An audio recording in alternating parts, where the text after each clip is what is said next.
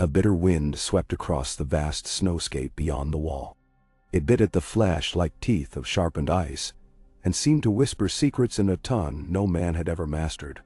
The darkness that clung to this polar realm was nearly absolute, broken only by the silver sheen of moonlight. Despite the cold, the air was strangely still, as if the wild and ancient forest itself held its breath in trepidation. No hoot of an owl echoed among the frost-laden branches, no rustle of a passing elk. The peace here was unnatural, heavy with quiet menace. The wildlings had named it the White Silence. Rangers of the Night's Watch simply called it a death trap. Sir Miles Stone, a sworn brother who had taken the Black nearly 6 years past, held up a gauntleted hand to halt the small patrol. 4 other men with him paused where they stood, their breath crystallizing in the air. Miles was only 23, but the lines etched into his pale face made him look older. His eyes were sharp and blue, scanning the dim horizon.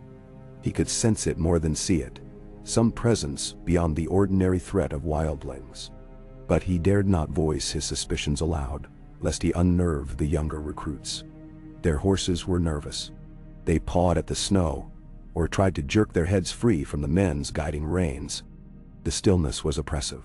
"We shouldn't be out here this late," muttered Garin, the youngest among them. "Best we turn back, Sir Miles. The old bear won't be too happy if we lose more men for no good reason." Before Miles could hush him, a strange sound drifted through the night. It was almost melodic at first, a faint music that tricked the mind. Then it swelled, unearthly and piercing, more like a shriek than a song. Fear prickled Miles' spine. He felt a wave of cold wash over him that had nothing to do with the winter wind. The horses whinnied as one, stamping and tossing their heads frantically. "Steel yourselves," Miles whispered, though the words nearly died in his throat. He forced himself to dismount, drawing his longsword with a slow rasp of metal on leather. His companions did the same, though none looked eager for a fight. The shriek rose again, carrying with it a swirling gust of wind that blew fresh snow into their eyes. There was a shape moving between the trees, pale, lithe, taller than any man had a right to be. A cloak of swirling frost-like fabric drifted behind it, or perhaps that was just the effect of the moon's reflection on ice. Miles' breath caught. Old legends skittered through his mind, stories told around hearths on the coldest nights. But those were tales meant to frighten children into their beds, or so he had always believed. The figure's eyes glowed the color of frozen water, and in its right hand it carried a blade that shimmered with the reflection of moonlight.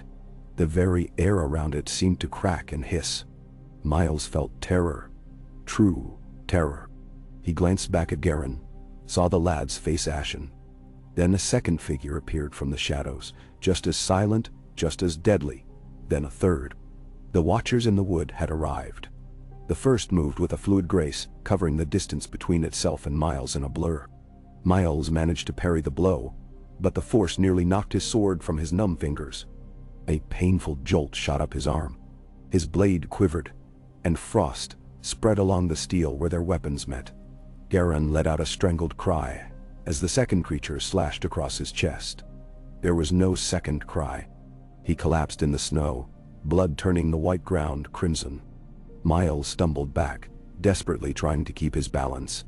Another brother tried to join him, only for that otherworldly sword to slice the man's torso so cleanly that he seemed almost intact for a moment, before sagging, lifeless, to the ground. The monstrous figures advanced. Miles felt his heart pounding so hard he feared it might burst. He heard the old stories in his mind again. White walkers, others, demons that men had not seen in thousands of years. He was faced with an ancient horror come to life, and all that training in the yard, all the battles against wildlings, seemed child's play compared to this. He turned and fled, stumbling over roots and rocks, hardly able to see in the swirling snow. The screams of his men echoed behind him, and soon they were cut short. He did not look back. He dared not. When the trees parted and he reached his terrified horse, the beast bucked and nearly broke free. With trembling hands, Miles hauled himself into the saddle. A glance over his shoulder showed dark silhouettes approaching. He dug his heels into the horse's flanks. "Heya!" he shouted, voice cracking with panic. The horse thundered ahead, galloping south with a desperate speed fueled by terror. Miles did not know if he was pursued, for the wind's howling and the pounding of his heart filled his ears. He only knew one thing. He had to reach Castle Black before the others caught him. He had to warn them. And so he rode, clutching his sword hilt with numb fingers, 1,000 frantic thoughts swirling in his head. The full moon glistened overhead, bright and cold, as if the gods were watching and giving no relief. Only at the break of dawn, when the black skies turned gray, did Miles Stone finally see the looming silhouette of the wall. Word of the encounter spread through the Night's Watch like wildfire. Brothers told one another in hushed, fearful tones. Some called Miles a liar or a coward, claiming he had fled a group of wildlings. Others, who knew the old stories or had encountered strange things in the far north, believed him. The old bear, Lord Commander Jorah Mormont, questioned Miles at length, though Miles could hardly form coherent sentences in the wake of his shock. Mormont's hard gaze gave him no room for theatrics. The story never changed. By the end of it, the Lord Commander's face was set in grim lines. A raven was sent to Winterfell. Ned Stark, Lord of Winterfell and Warden of the North, was seated in the Great Hall when Maester Luwin brought the raven's message. It was a cold winter's day, though not harsh for the season. The Great Hall smelled of roasted meats and fresh bread, though a subtle undercurrent of tension reigned after Lord Stark finished reading the letter. He stood in place for a time, the parchment clutched in one hand. Robb, his eldest son, watched him with concern. Young Arya fiddled with a wooden sword near her seat, while Sansa tried to read her father's expression. Catelyn, seated at Ned's side, noticed the subtle quiver in his jaw. He placed the letter carefully on the table, meeting her eyes. "I must ride for the Wall," Ned said. His voice was quiet, but there was no mistaking the steel in it. Maester Luwin made an uncertain sound as if to object, but Ned raised a hand. "If even a shadow of this is true, the realm is in greater danger than any of us realized. Let me go with you," Robb said quickly.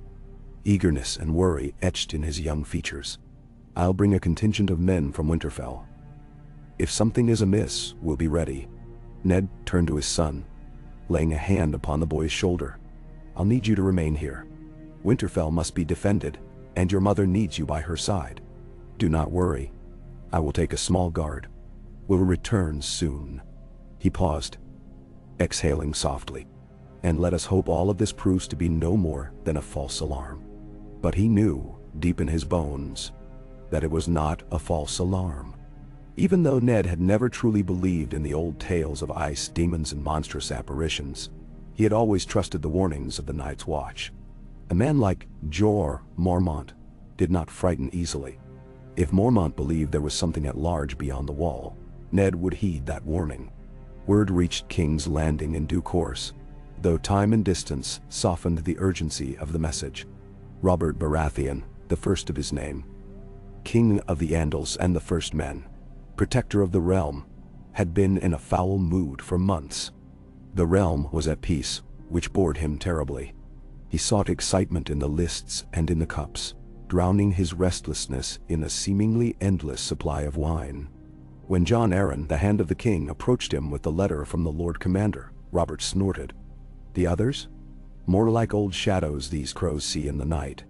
Stannis once told me a rumor of direwolves as large as horses up there. Next they'll say Grumpkins and Snarks are at our gates." Menetapor. Jon Arryn had ruled the Seven Kingdoms in Robert's name with diligence and wisdom since the rebellion, but he sensed in Ned Stark's letter more than mere superstition. "My lord, I know Eddard Stark. He's not a man who would ride north for a trifling fancy. He's prudent. If he truly thinks there's something amiss, perhaps we should send men to the Wall. The Watch is sorely undermanned." Undermanned, underfed, underappreciated. Always the same. The good men of the Watch want coin, want reinforcements. Well, we'll see. We'll see. Robert turned to his court, who were milling about behind them in the throne room, though the session had ended for the day. "Perhaps we can spare a few hundred, though I can't see the point. If there are wildlings, let them freeze. or let the North handle it. Jon Arryn's brow furrowed, but he knew how stubborn Robert could be once the king made up his mind. He would have to persuade him slowly, if at all. For now, he bowed his head and left the letter with the king, hoping that Lord Stark's caution would eventually penetrate Robert's thick skull. But, sighing, Jon Arryn retreated to the Solar, where he kept a small raven ready to deliver a private response to Ned, if needed. This conversation would continue, but quietly. The king did not need to be further provoked.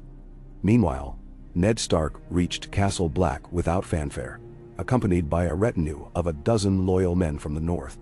Snow fell softly as he rode through the great gate in the wall.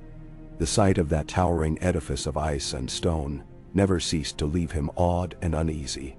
Men said it was the largest structure ever built by human hands, the last bulwark against the threat beyond. The watch waited inside, black cloaks swirling in the wind.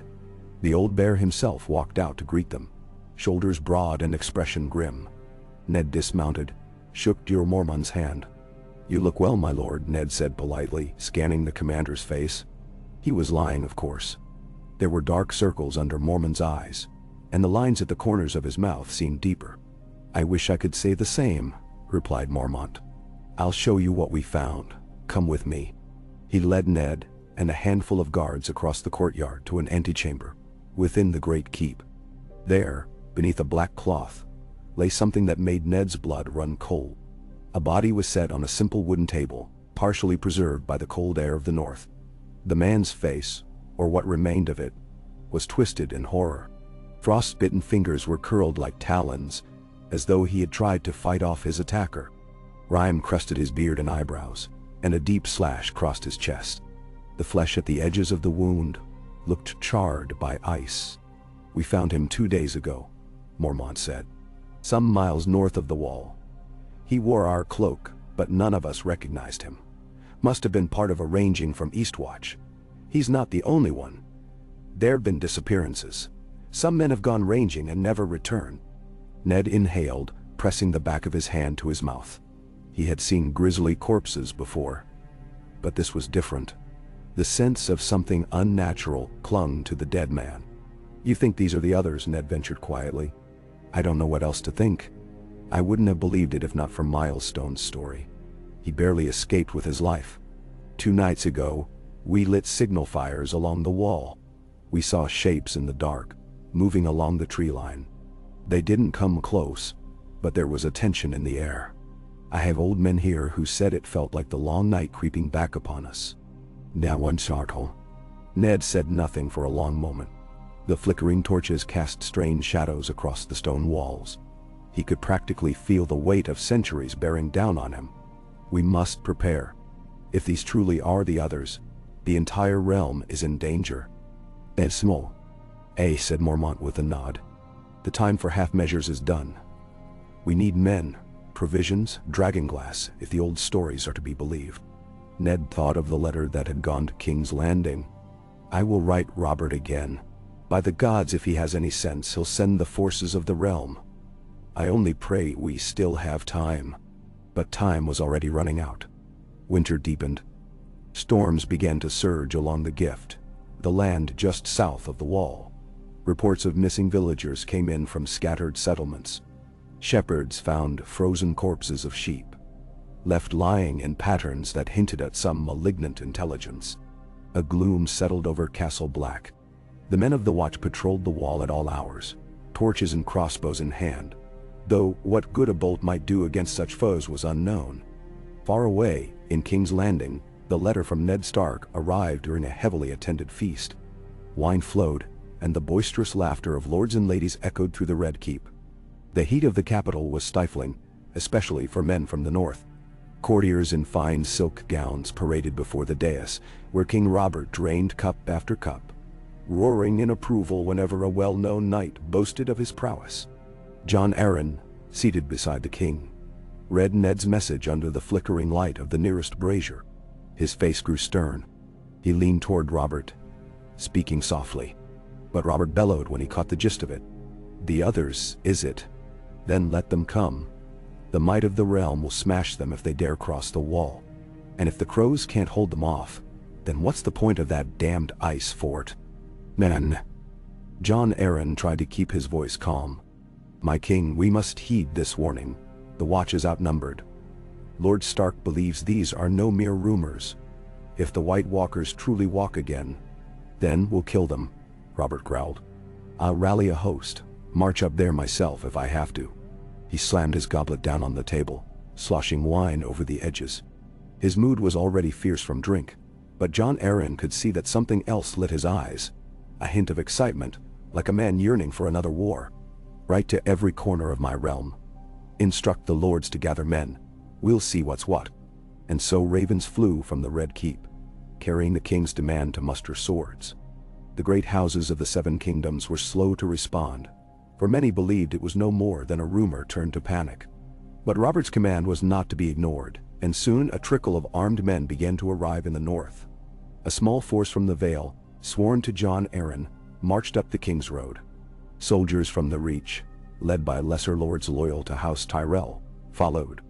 The Lannisters delayed, citing the difficulties of mobilizing so far from the north. But they too eventually sent token forces. Robert had threatened heavy fines otherwise. In Winterfell, Ned Stark received word that King Robert himself intended to come north. The news was met with a mix of relief and worry. Ned stood in his solar, gazing out the window onto the training yard below, where Robb sparred with Theon Greyjoy. Though Ned's expression was calm, inside he was a whirl of conflicting emotions. He did not want the entire realm to be dragged into chaos, but if the White Walkers were truly gathering, what choice did they have? Word came of more sightings near Eastwatch by the sea. A full patrol of watchmen vanished, leaving only blood-stained snow in their wake. Then came a wave of refugees, wildlings fleeing south.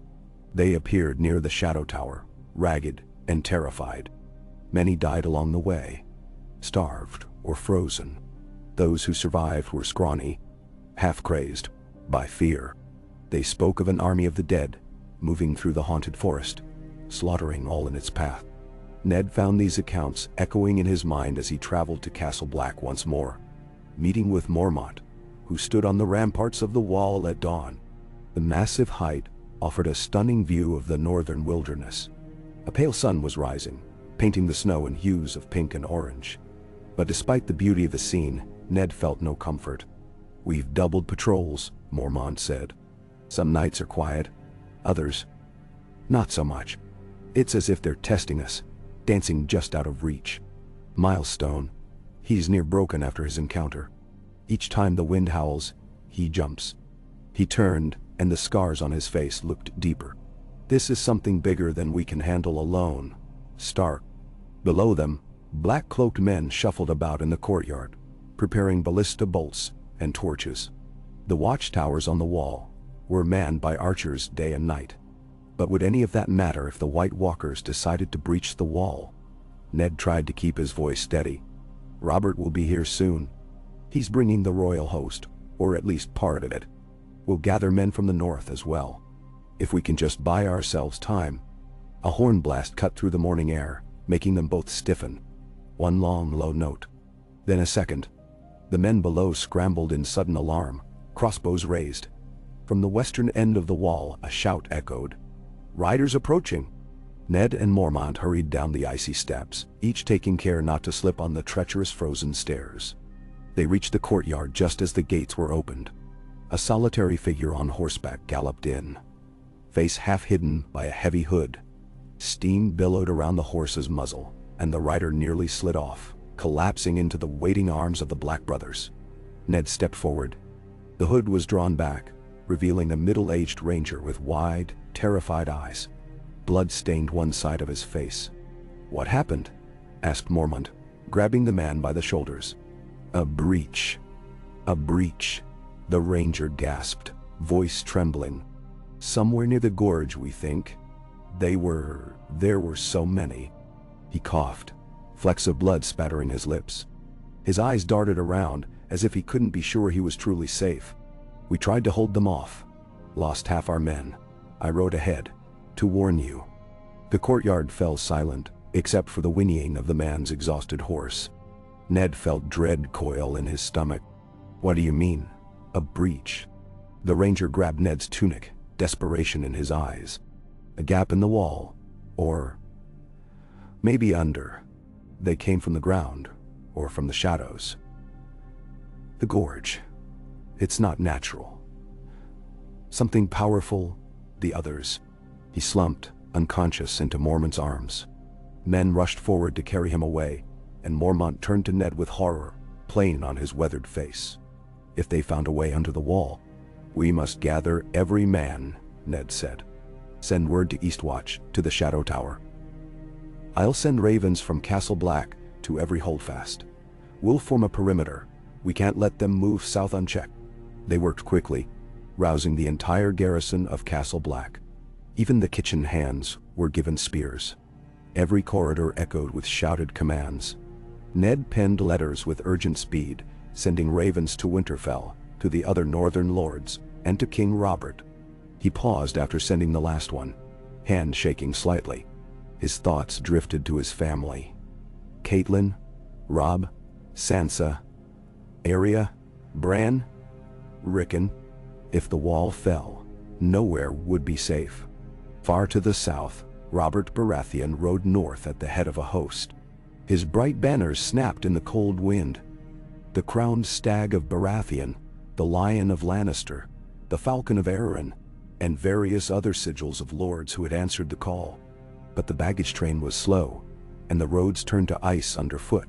The king cursed the cold daily, wrapping himself in furs he found too cumbersome. We should be in the thick of it by now. Robert grumbled to Sir Barristan Selmy, who rode beside him. For all we know, Ned's men are already fighting these demons, and I'm plodding along behind like a donkey. Selmy, silver-haired and calm as ever, replied with measured words. Sire, caution may serve you well. If these tales are true, we must approach in force. The men are weary, but they follow you. Let us reach Moat Cailin, gather more supply. We'll find fresh horses, then we ride to Winterfell. Robert glowered at the northern horizon. If only Rhaegar had given me a winter to fight him in. That would have been a real test. His attempt at humor fell flat. The memory of the old rebellion no longer stirred the same triumph it once had. The gloom of this new threat overshadowed Robert's usual lust for battle. In the columns behind them, knights and foot soldiers murmured about the White Walkers. Few believed wholeheartedly, but enough men whispered of the old tales that seeds of dread took root.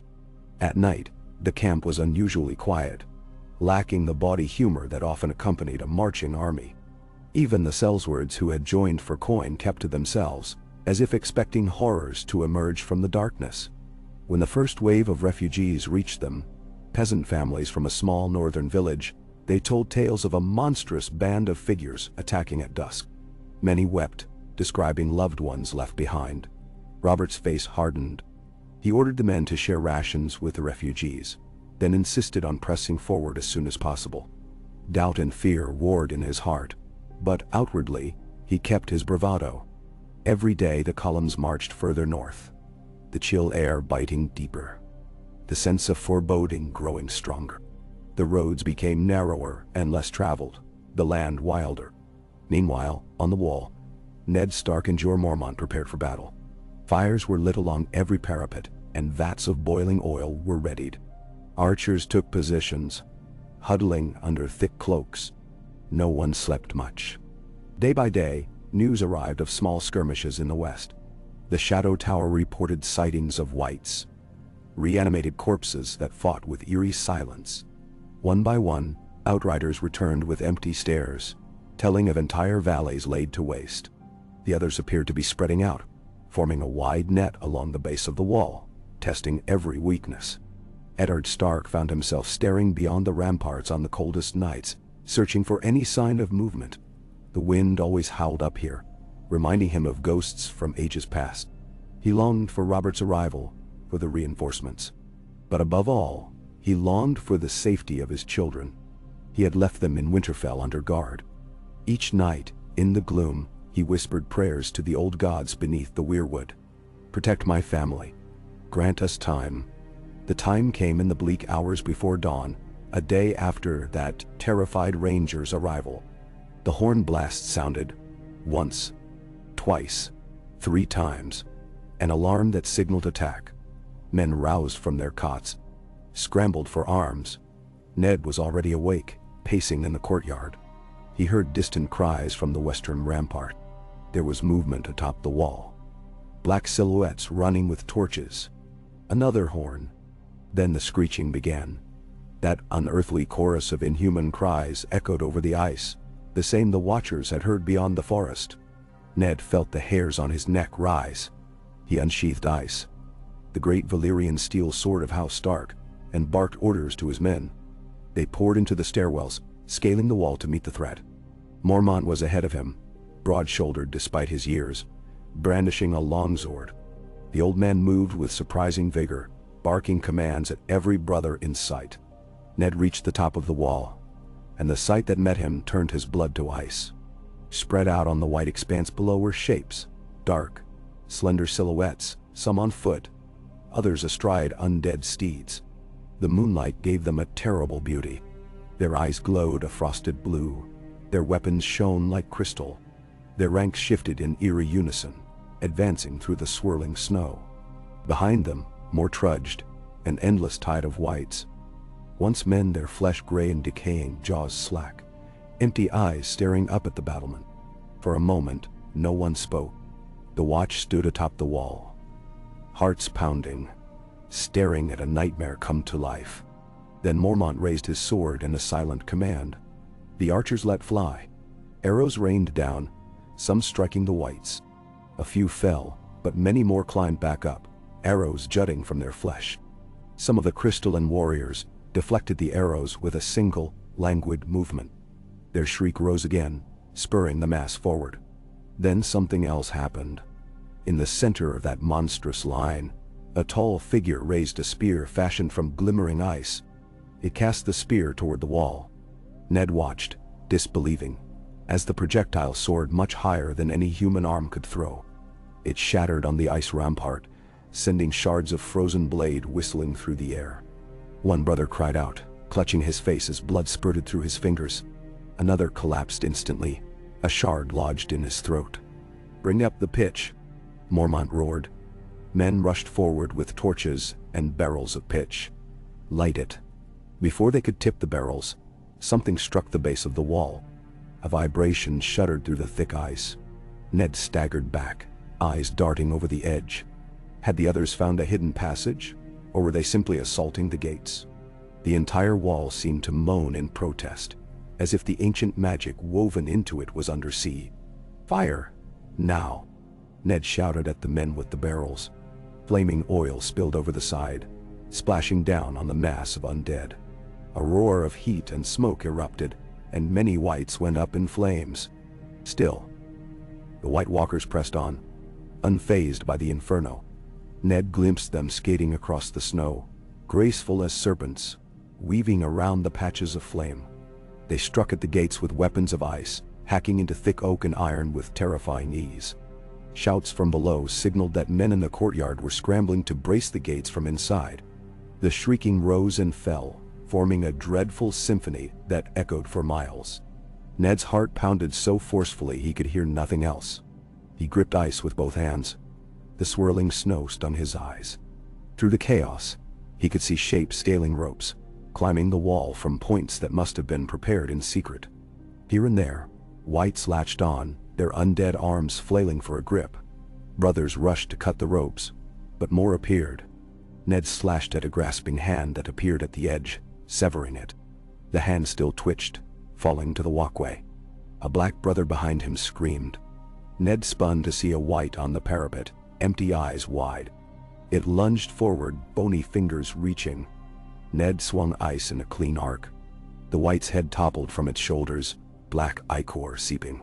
Even that did not kill it immediately, but the body staggered around, arms flailing, until another Night's Watch brother knocked it over the edge. Mormont was further along the rampart, engaged in a desperate fight with one of the White Walkers. The commander's sword had shattered at the tip from the cold, and he now struggled with only half a blade. The other swung its icy weapon with inhuman speed. Mormont parried again and again, each clash raising a shower of frost. Men near them tried to help, thrusting spears forward, but the others spun in a blur, slicing through spears as if they were made of straw. Ned moved to help, but was forced to fend off 3 whites that clambered onto the rampart near him. He heard Mormont roar with effort, then a sharp cry of pain. Somewhere below, the main gates shuddered under the combined assault of whites and white walkers. The old wood began to crack. Ned could hear men scrambling to reinforce it with iron bars, but the pounding continued. He forced his way toward Mormont, striking down the last white in his path. The old man was down on one knee, bloody, sword arm trembling. The other stood over him, pale-faced, devoid of expression. It raised its blade for a killing strike. With a desperate shout, Ned lunged, swinging ice with every ounce of strength he possessed. His Valyrian steel collided with the other's frosted blade. Sparks of cold light flickered, an unearthly shriek piercing the air. The other's blade shattered. Shards of icy metal flew in all directions, and the other itself staggered, a shocked hiss escaping its thin lips. Then Ned slashed again, cleaving through its torso. The creature dissolved into a flurry of ice crystals, blowing away in the wind. Ned panted, exhausted, and reached to help Mormont up. Blood trailed down the old man's side. His face was pale, but he nodded grimly in thanks, eyes locked on Ned's. There was no time to speak. The fighting was everywhere now. More whites streamed up the ropes or clung to the ice, and the white walkers advanced, weaving among them like choreographers in a deadly dance. Suddenly, a horn blast cut through the noise, this time from the south. Ned looked over his shoulder, heart pounding. An answering horn sounded from the courtyard, then from a watchtower. In the faint glow of approaching dawn, he saw the banners of House Stark, House Umber, House Manderley, and more, streaming across the far side of the gift. Northern cavalry, outriders, marching in force. Hope flared within him. Reinforcements. Men of the north had come. They would be the shield behind the wall to stop the others if they breached the gates. Ned prayed it would be enough, but the sight of that unholy army below suggested otherwise. There were too many, an entire legion of the dead. And the White Walkers themselves, how many? His thoughts whirled.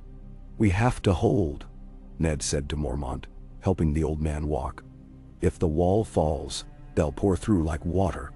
"Then we die here," growled Mormont, teeth gritted against the pain. "Better to die fighting.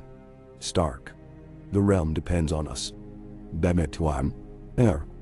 They advanced along the rampart to rally the men, pushing back whites wherever they could. Fire proved the most effective weapon, so Ned ordered more pitch and torches brought up. Black brothers tossed burning coals down on the undead hordes, igniting them in brief flares. Yet more replaced the fallen, climbing over charred corpses without hesitation. Still, the gates shook under the relentless assault. At last, a thunderous crack rent the air, followed by the splintering groan of shattered timber. The main gates gave way. Rushing inside came a wave of whites, wreathed in smoke and ash. Shouts of alarm echoed. Archers on the ramparts loosed arrow after arrow, but only flaming shafts seemed to slow them. The courtyard below became a battlefield of swirling snow, flickering flames, and the shrieks of the undead. Brothers fought desperately, forming shield walls where they could. But the line was breaking. The living were outnumbered. Then a fresh horn blasted from the south.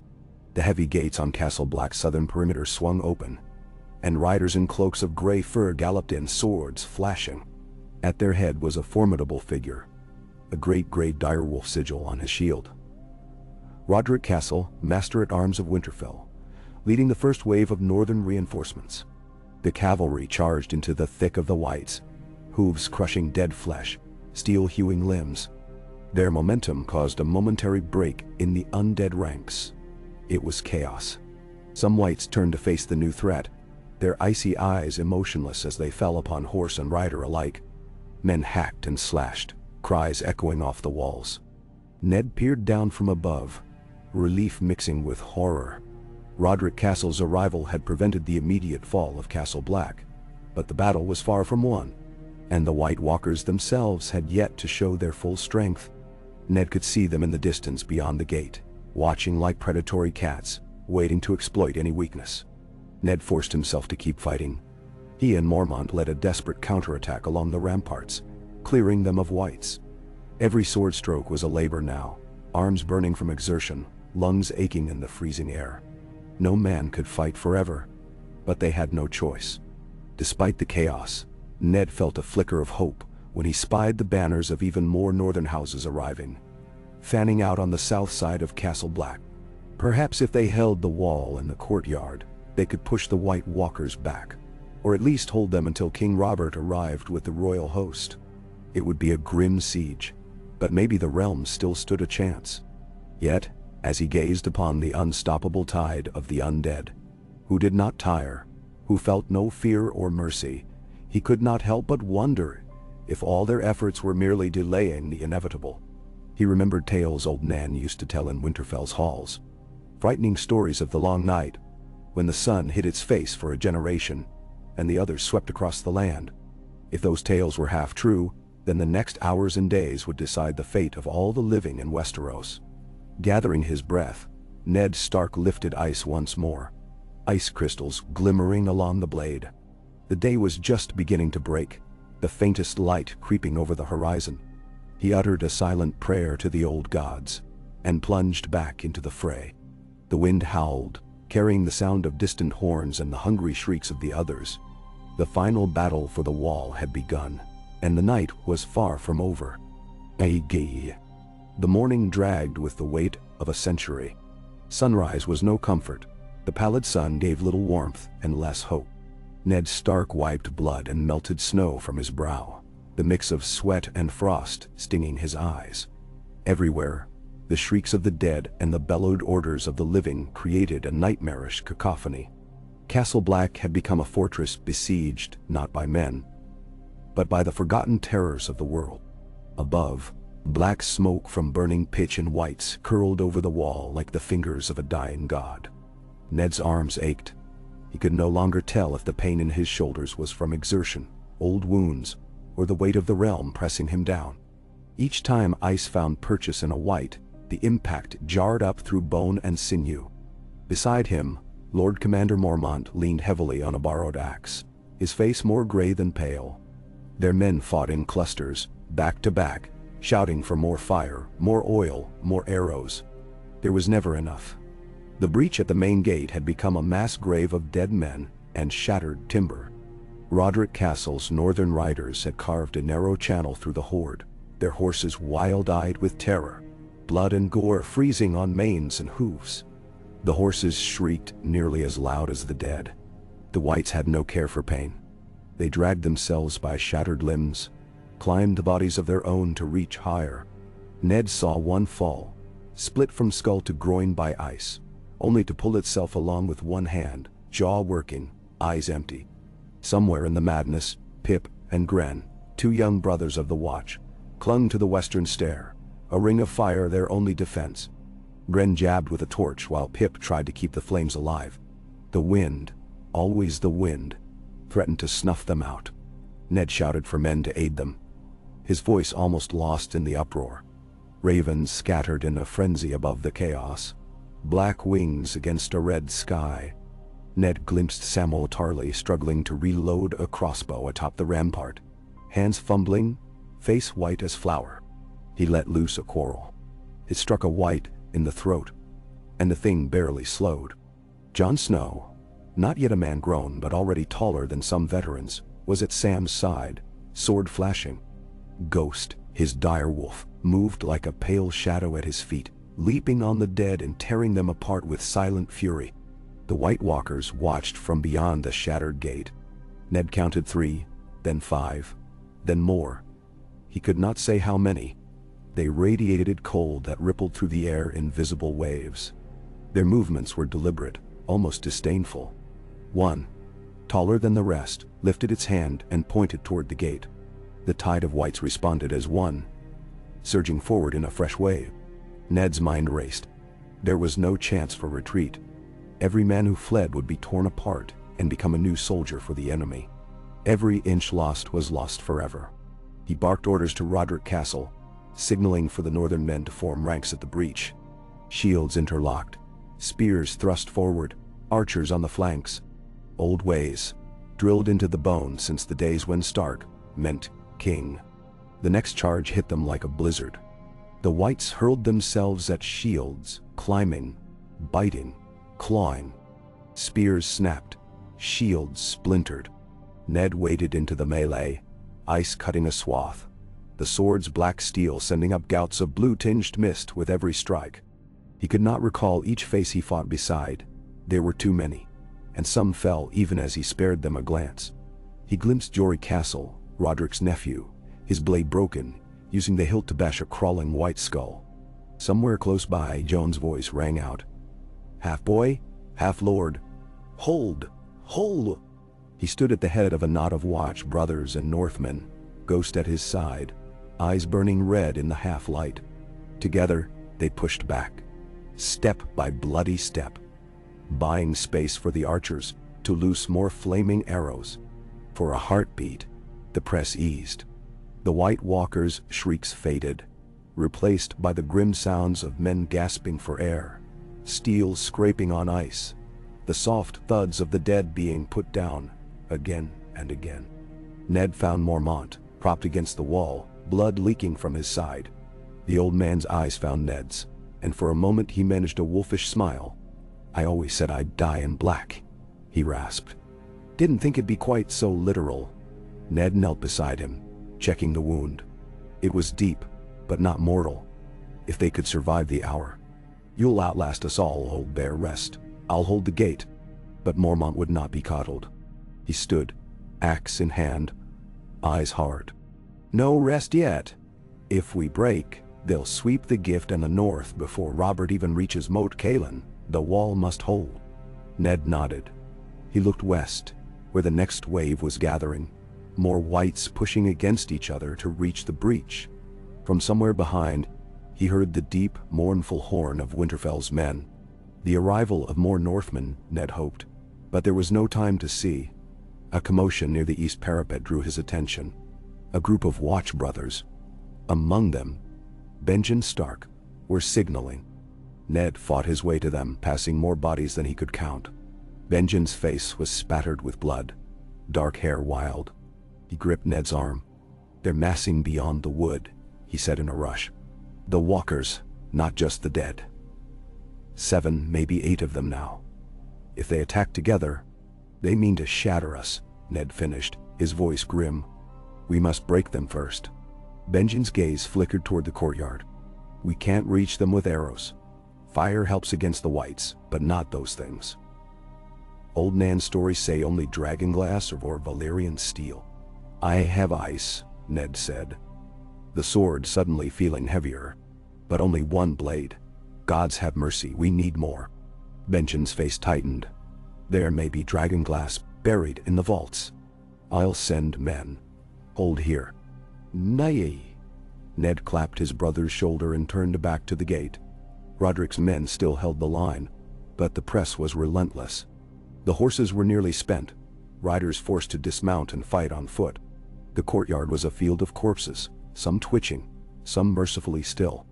The smell of burning flesh and frozen rot was overwhelming. He saw Jon again, fighting not far from the breach. The boy. No. The man, Ned realized with a strange pang, had taken a wound to his arm, blood seeping through torn black wool. Still, he fought with a fury beyond his years. Ghost tore into another white, and Jon followed, hacking down anything in reach. "Jon," Ned shouted, pushing toward him. "To me." Jon spun, eyes wild, then nodded, falling back toward his uncle and father. The 3 Starks and Mormont stood together, a hard knot of resolve amid the chaos. Around them, men formed a shield wall, desperately holding against the crush. Benjen returned moments later, a battered black satchel in hand. "Found some," he panted. "Old daggers, arrowheads, even a spear point. Not much, but it's what we have." Ned seized a dragonglass dagger, pressing it into Jon's hand. "Strike at them with this. It's the only chance we have." The next attack was led by the White Walkers themselves. They moved with a terrible grace, blades of shimmering ice in hand, frost wreathing their bodies. Ned could feel the cold radiating from them, deeper and more ancient than any winter. The whites fell away before their advance, as if even the dead feared their masters. One came straight for Ned. Their eyes met, blue on gray. The other was tall, with armor of ice and a crown of frozen thorns. It raised its sword, and Ned parried, ice meeting Frostblade with a crack like thunder. The shock numbed Ned's arms, but he held fast. He felt the weight of history in that moment. The last Stark kings, Brandon the Builder, all the old blood behind him. The White Walker pressed forward, blows fast and merciless. Ned gave ground, keeping his footing on the slick stone. He caught a glimpse of Jon out of the corner of his eye, fighting a second walker, the dragonglass dagger in hand. The blade gleamed with an oily black light. Jon ducked a sweeping cut, then stabbed upward, sinking the dragonglass into the walker's belly. The thing shrieked, a sound like ice splitting in spring, and crumbled into a shower of frost. The wights nearest it staggered, confusion in their dead eyes. Benjen too fought with dragonglass, slashing at a walker's leg. The creature leaped back, but its leg melted, leaving it limping. Mormont, with his battered axe, faced a wight nearly twice his size, hacking at its neck until it fell. Roderick Castle rallied the Northmen, spears thrusting in rhythm, holding the line for a few more precious moments. Ned's duel raged on. The White Walker's blade slid along ice, cold mist trailing behind. Ned felt his strength waning, but determination burned in his chest. He feinted, let the walker overextend, then chop down, cleaving through ice armor and shattering the creature's sword. The walker screamed, its body breaking apart into 1,000 shards. As it died, the wights closest to it faltered, some collapsing outright. Push! Ned roared, and the shield wall advanced, men rallying behind their lord. More walkers joined the fray. The dragonglass worked its deadly magic. Where it struck, the others died, dissolving into wind and snow. But the supply was running out. Soon, men were back to steel and fire alone. The tide seemed endless. The White Walkers were fewer now, but the wights never ceased. Every dead man became a new foe. In the press, Ned saw men he knew. Sir Alistair Thorne, face twisted in fury. Dolorous Ed, silent and grim. Young Ollie, barely able to hold a sword. Some fell and rose again, blue eyes empty, turning on their brothers. The horror was unending. Outside the walls, new banners approached. House Manderley, House Karstark, more northern lords answering the call. Ned's heart lifted at the sight, but their arrival brought only a moment's respite. The walkers howled, gathering their forces. It was clear now, they wanted the wall, and would not stop until it was theirs. Roderick Castle, face streaked with soot, found Ned as the sun reached its zenith. We can't hold much longer, my lord. We're running low on arrows, on pitch, too many wounded. If they break through again, we buy time, Ned replied. Robert's host can't be far. If we hold the wall, the realm has hope. If we fall, he left the rest unsaid. The look in Roderick's eyes said he understood. The walkers regrouped. Ned could feel the magic in the air, a pressure in his skull. The lead walker stepped forward, raising a crystal horn. Its blast sent a visible shudder through the air. The wall itself groaned. Frost spread across the stone, racing upward, crackling like lightning. Men cried out as the ice thickened underfoot, boots freezing to the ground.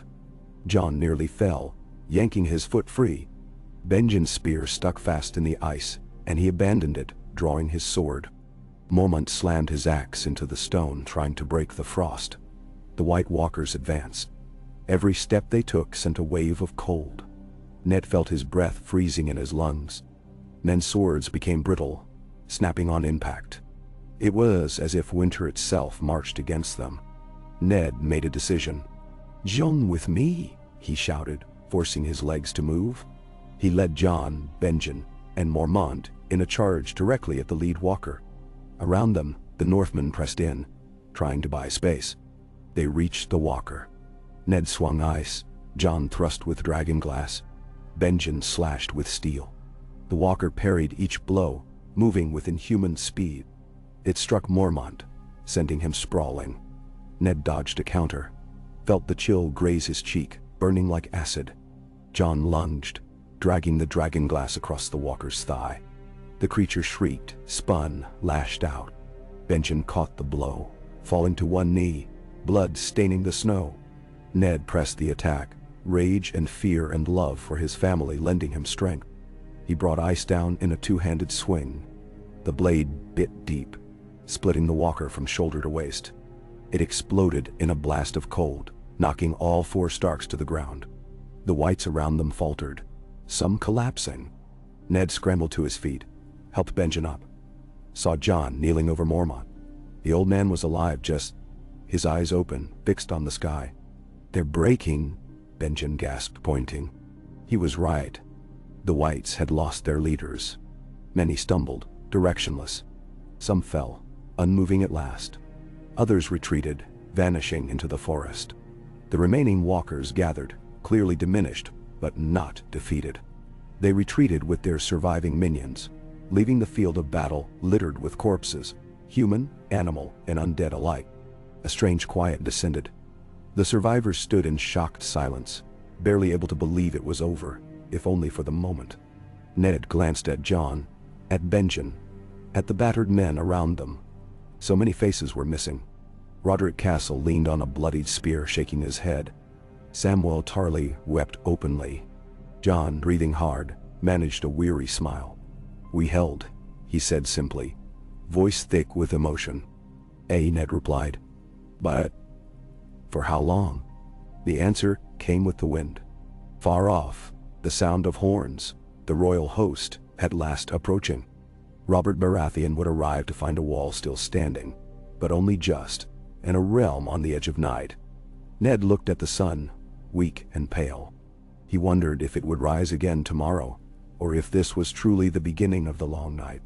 But as he gripped Ice and looked at his son, his brother, and the men of the north, he knew they would fight until their last breath. For winter had come, and only the living stood between darkness and dawn. Edan. Robert Baratheon crested the ridge north of Mole's Town at the head of a battered host, his black hair wild beneath the stag-antlered helm. His cheeks flushed from the wind and the unspent fury of the march. The host behind him was a thing ragged by northern standards. Southerners shivering in furs, knights whose polished steel was dulled by rime and weeks on the road, warhorses blowing steam as they clopped through the snows of the Gift. To the east, the white knife was a thread of silver between drifts. To the north, the wall loomed like a second sky, streaked with smoke. Banners snapped in the wind. Tyrell golden roses, Lannister crimson, Arryn falcons, Mallister silver eagles. It had been years since Robert rode at the head of such a force. He felt the old power in his limbs, the ache of the battlefield returning as a memory and a hunger. Yet as he neared Castle Black, what Robert saw was not a glorious war, but a nightmare of old songs. The fields before the wall were churned to ruin. Men and horses lay frozen where they fell, arms and legs twisted in grotesque shapes, many missing faces or hands, as if the cold itself had devoured them. Smoke drifted from smoldering pyres. The air was tainted with rot and wood smoke, an unnatural silence clinging to the aftermath. Some men wept openly, young squires who had never seen true war, their tears turning to ice. Lord Eddard Stark rode out to meet the king. He was bareheaded, dark hair clumped with snow, the great Valyrian sword ice across his knees. He looked older than Robert remembered, face cut by shadow and grime, but his eyes were clear and cold. Robert reined in hard, squinting through the blowing snow. "Gods, Ned, is this what's left of your watch?" His voice was hoarse, half disbelief, half grief. Ned did not bow, but dipped his head in respect. "This is what's left of the living, your grace. The dead. There are more of them than I can count." Behind Ned, Jon Snow and Benjen Stark hovered. Jon with his hair matted and eyes hollow. Benjen favoring one side, a wound leaking through black wool. Mormont, propped on his axe, wore the ashen look of the nearly spent. Robert swept his gaze across the battered survivors, then at the wall. "Did you hold?" "We did. Barely." Ned's hand tightened on ice. "It was the others, Robert. Not wildlings, not grumpkins or shadows. The old stories are true. They broke the gate, sent whites over the wall, killed dozens. We only survived by luck, fire, and Valyrian steel. Robert spat in the snow. Where are they now? Retreated north for now. They lost a number of their own, but not enough. Ned looked up at the ramparts where bodies were still being cleared away, some brothers weeping as they dragged a friend to the pyres. We expect they'll be back. Stronger. The king nodded, mouth a grim line. He swung down from his horse, wincing at the cold. We'll burn every corpse. Stack them high. Use oil if you have it. No more dead join their damned ranks. He glanced at Jon, whose young face was carved from sorrow. And you, Snow, you look half a ghost yourself. Jon dipped his head. I fought, Your Grace. We all did. Robert clapped him hard on the shoulder, a gesture both rough and oddly gentle. That you did, by the look of it. He turned to his bannermen, who watched the exchange with faces set in uneasy lines. The lords of the South had heard the stories, but few truly believed them. Now, looking at the frozen dead, the half-mad wildlings under guard, and the burnt bones of the slain, the truth seeped into their bones. Mace Tyrell and Randyll Tarly exchanged uneasy glances. Kevan Lannister pressed his lips thin. Even Renly Baratheon, Robert's smiling young brother, seemed subdued. Robert stalked among the survivors, shouting orders. Barristan, see to the camp. Put the Lannister men on the west flank, the Tyrells on the east. No one goes north of the pyres without my leave. Edmure, keep your archers ready. I want fire arrows at every post. If anything stirs in the woods, you shoot first, ask later. Babir. The host set to work, digging trenches, building new barricades of ice and timber, stacking wood for the funeral pyres. By noon, the field before the wall was alive with the clang of axes, the low hum of prayers, the wails of the wounded. Maesters hurried from tent to tent, doling out poppy and clean bandages. In a low tent near the wall, Maester Luwin and Grand Maester Pycelle worked side by side, their rivalry set aside for the sake of the living. Samwell Tarly knelt at their feet, fetching water, his face pale as the moon. In the shadow of the wall, Jon Snow stumbled into the darkness of an old vault, following Benjen and a half-dozen knights' watch. The dragonglass cache was smaller than hoped. A chest of old daggers, a few spearheads, some arrow tips. Benjen ran a hand through his hair. It's not enough. If the walkers come again, we'll need more. Much more. Jon nodded, cradling a black blade in his hands. Sam read old books at the library. They spoke of dragonglass on Dragonstone and Valyria, but Benjen's laugh was short and bitter. We'll not sail for Valyria anytime soon. Dragonstone. It's far, but not impossible. None? Jon stood, the firelight casting his shadow huge on the stone wall. If we do nothing, we die. We need ravens sent south, to the Citadel and to Dragonstone both. Benjen nodded, already moving. I'll speak to the Lord Commander. If we can get ships. If Stannis answers? Jon sheathed the dagger. I'll write the letters myself. Outside, in the king's tent, Ned and Robert sat over cups of steaming ale, their voices low, faces lit by the flickering lamp. The king looked older, the lines around his eyes deepening as he listened. You saw them with your own eyes? Robert asked. For the third time. Ned stared into his cup. Not just saw them, fought them. Valyrian steel kills them, dragonglass too. But they come in numbers, and for every one we fell, a dozen dead rise to replace it. If they find a true breach, if the wall falls for good, Robert grunted, fingers drumming the table. If it's war they want, it's war they'll get. The realm will answer. Will it? Ned's voice was low, haunted. Your men are tired, hungry, unused to this cold. The lords bicker about rations, about precedence. They look at each other for blame, not for strength. This is not a foe that can be bought, or cowed, or reasoned with. If we lose here, there is no south, no throne, no realm. Oh. Robert's voice dropped to a murmur. I should have ridden north years ago. Should never have let the wall go thin. I thought the days of darkness were past. Ned shook his head. None of us believed, not truly. We thought old Nan's tales were for children, not kings. Robert's fist slammed the table. Well, I believe now. He rose, straightening his heavy furs. I'll send for Stannis. He holds Dragonstone. If there's dragonglass to be found, he'll bring it.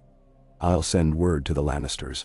Cersei and Jaime can do as they please, but the West owes the realm blood and steel. He shot Ned a look, fierce as any battle standard. We'll need you, Ned. The North stands first and last. Ned nodded, exhausted. Aye. The North remembers. Through the afternoon, the host buried the dead. Funerals were short. Prayers curt. Maester Luwin spoke for the Watch. Lord Manderley for the North. Pycelle for the realm. No man spoke long. The cold did not allow for luxury. By dusk, great pyres crackled and spat, sending plumes of black smoke over the wall. The stench drove men from their tents, but none complained. Every man who watched the flames wondered if the next attack would be their turn to burn. Night fell, and with it, a new coldness. Ned climbed the wall with Jon, Benjen, and Mormont. The world spread white and endless to the north. Somewhere out there beyond torchlight the others were gathering. The aurora shimmered above, green and blue and ghostly red. Ned felt the wall's magic humming in his bones, a power as old as Westeros. Jon looked west, eyes narrowed. You think they're waiting for something? Mormont's voice was grim. Waiting, watching, learning. They test us, find our weaknesses. Next time, they'll strike harder. Benjen pulled his cloak tighter. We should scout the gorge again. They found a way through once. There may be other paths. Ned nodded, gazing down at the churned snow, the splintered gates, the ranks of spears bristling along the inner wall. We'll hold, he said softly, almost to himself. We must. Robert joined them atop the wall, accompanied by Renly, Ser Barristan, and a clutch of southern lords bundled in furs. The king looked out at the haunted forest, face set. Never thought I'd see the end of the world, Robert muttered. 7 hells, Ned, if this is what's to come. I'd have rather died fighting Rhaegar. Renly snorted softly, trying to mask his fear with wit. If only we had dragons left. The songs would be shorter. Ser Barristan's hand rested lightly on his sword hilt. We'll stand. We always have. A horn sounded in the blackness. Once. Twice. Then, a third time. Long and low. The men on the wall stiffened. Far below, shadows moved at the tree line. Not wights this time, but living men. Wildlings, 1,000 at least, trudging south under tattered banners. At their head was a tall man in ragged furs, a great black wolfskin over his shoulders. Jon peered into the gloom. Mance Rayder, the wildling host, drew up at the burned gates, hands raised. No weapons drawn, no shouts. The king beyond the wall stepped forward, his voice ringing clear in the cold. We seek guest right, he called. We come as men, not monsters. Ned exchanged a glance with Robert. We must hear him, Ned said. Robert scowled, but nodded. Bring him up. Him and his council no more. Within the hour, Mance Rayder and a handful of wildlings, Tormund Giantsbane, the Magnar of then, a spearwife with hair like fire, sat at the high table in the great hall of Castle Black. The Southerners eyed them with suspicion.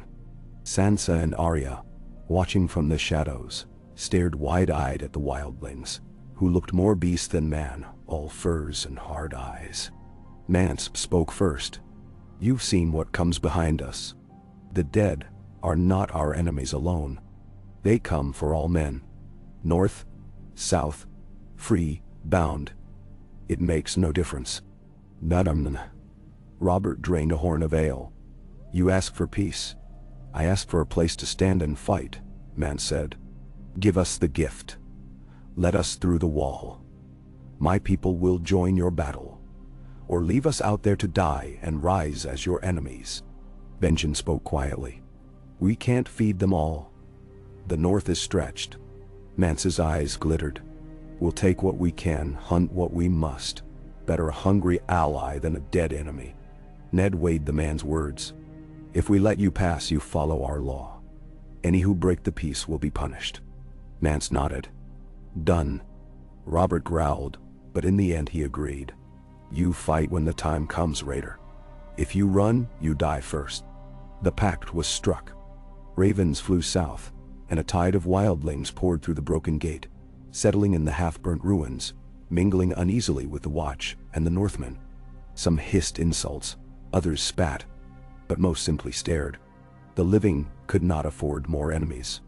Days passed. Word returned from the south. Stannis Baratheon was raising ships to sail for Dragonstone, to bring dragonglass by the ton. The Citadel was scouring old records for lost lore. Lannister gold was pledged for swords, Tyrell grain for bread, Martell spears for the wall itself. Jon and Sam worked day and night, mapping the weaknesses of the wall, setting new traps, forging dragonglass blades under Donal Noye's watchful eye. Arya and Bran watched from the shadows, wide-eyed, sometimes slipping away to spy on the wildlings, or help with the wounded. In the quiet before dawn, Jon found Ned alone on the ramparts. "Father," Jon said quietly, "if I fall..." "You won't," Ned cut him off. "You're a Stark. We endure." Jon smiled. "A shy thing. I know. But if I do, look after Ghost." Ned nodded. "And you look after your brothers. The wall is your charge now. Whatever comes, you face it with honor." Jon gripped the cold stone. The vastness of the north spreading before him. They'll come again soon, won't they? Ned looked north. The aurora flickered, eerie and beautiful. "Yes, Jon. And when they do, we'll be ready." Then ascend. In the dark woods beyond the wall, blue eyes burned in the night, watching, waiting. The wind rose, whispering of cold things and ancient wars. The wall stood, battered but unbroken, a line of fire against the darkness. And in the frozen silence, men of the Night's Watch, North and Free Folk braced for the storm to come, knowing that only together would dawn ever rise again. Ishend. Wind howled over the ruined fields before the wall, carrying ash and the dying scent of smoke from pyres that had burned for days. The wall itself rose, battered and patched, shadows of the dead drifting on every inch of ice. Men no longer flinched at the sight of blood. The Black Brothers, Northmen and wildlings alike, moved among the wreckage as if the old hatreds had never been. The kingdom of the living was a thin line of fire and steel, pressed hard against an ancient, tireless dark. The first light of dawn seeped blood-red over the horizon as Eddard Stark walked the ramparts. His breath smoked in the cold, his gloved hand tight on the railing, eyes sweeping the endless forest. The wounds in his arm and shoulder throbbed with every heartbeat, but he would not leave the walls, not when each sunrise might be their last. Below, in the courtyard, Northmen and wildlings drilled together, swords clashing, axes rising and falling with the rhythm of necessity. Beyond them, rows of tents and lean toes sprawled across the churned snow. The wildling camp merging with the camp of Roberts, host until no man could say where one ended and the other began. Ned watched as Jon Snow, face grim, moved among the men. Ghost padded at his side, the direwolf pausing here and there to sniff at White's remains, his muzzle dusted with ash. Jon had changed since the battle. There was something harder in his step, a certainty in his voice that others, old, young, highborn, freeborn, recognized and obeyed. Men called him Lord Snow now, sometimes with respect, sometimes with resentment, but all listened. The wall's magic hummed underfoot, alive with secrets, and Ned felt the pressure of old eyes watching from beyond. He thought of Bran, far to the south, and Rickon, Catelyn and Sansa, of Winterfell, so near and so far. He closed his eyes, whispered a prayer to the old gods. "Let me hold. Let the wall hold. Let the living see another sunrise." A horn blast shattered his silence. 1, 2, then silence. It was not the alarm for enemies. It was a summons. Ned turned from the edge, his boots echoing on the stone as he descended the winding stair. At the base of the wall, the makeshift council had gathered in the old hall, a chamber once reserved for commanders, now crowded with the battered and unbowed. Robert Baratheon stood at the head of the table, dark circles under his eyes, beard streaked with gray. Next to him, Renly whispered with Ser Barristan, their faces grim. Mormont slumped in a high-backed chair, bandaged but alive. Mance Rayder and Tormund Giantsbane sat with them, the wildling chieftains wrapped in furs, wary but resolute. Maester Luwin and Grand Maester Pycelle shared a bench, their quills busy over parchment, copying lists and letters. Kevan Lannister, Duor as ever, kept his place at Robert's right, eyes flickering with calculation. Lord Manderley had sent his eldest son Wyman, for the Lord himself was bedridden with a fever, and Sir Roderick represented Winterfell's arms. Even Samwell Tarly, half shaking, was there with his books and a cracked piece of dragon glass tied to his belt. The council's mood was bleak. Robert wasted no time. "Scouts say the dead are gathering again," he rumbled. 3 miles north, moving in packs, bigger than before. "My men have lost 2 patrols in the forest. The wildlings say there's something new." Mance Rayder's voice was low. "Haunted. They're not hunting. They're marching. I've seen it before. The others drive them, herd them. They don't rest, don't eat. Every night there are more. The snow's wrong. Sometimes it falls, then melts, then falls again.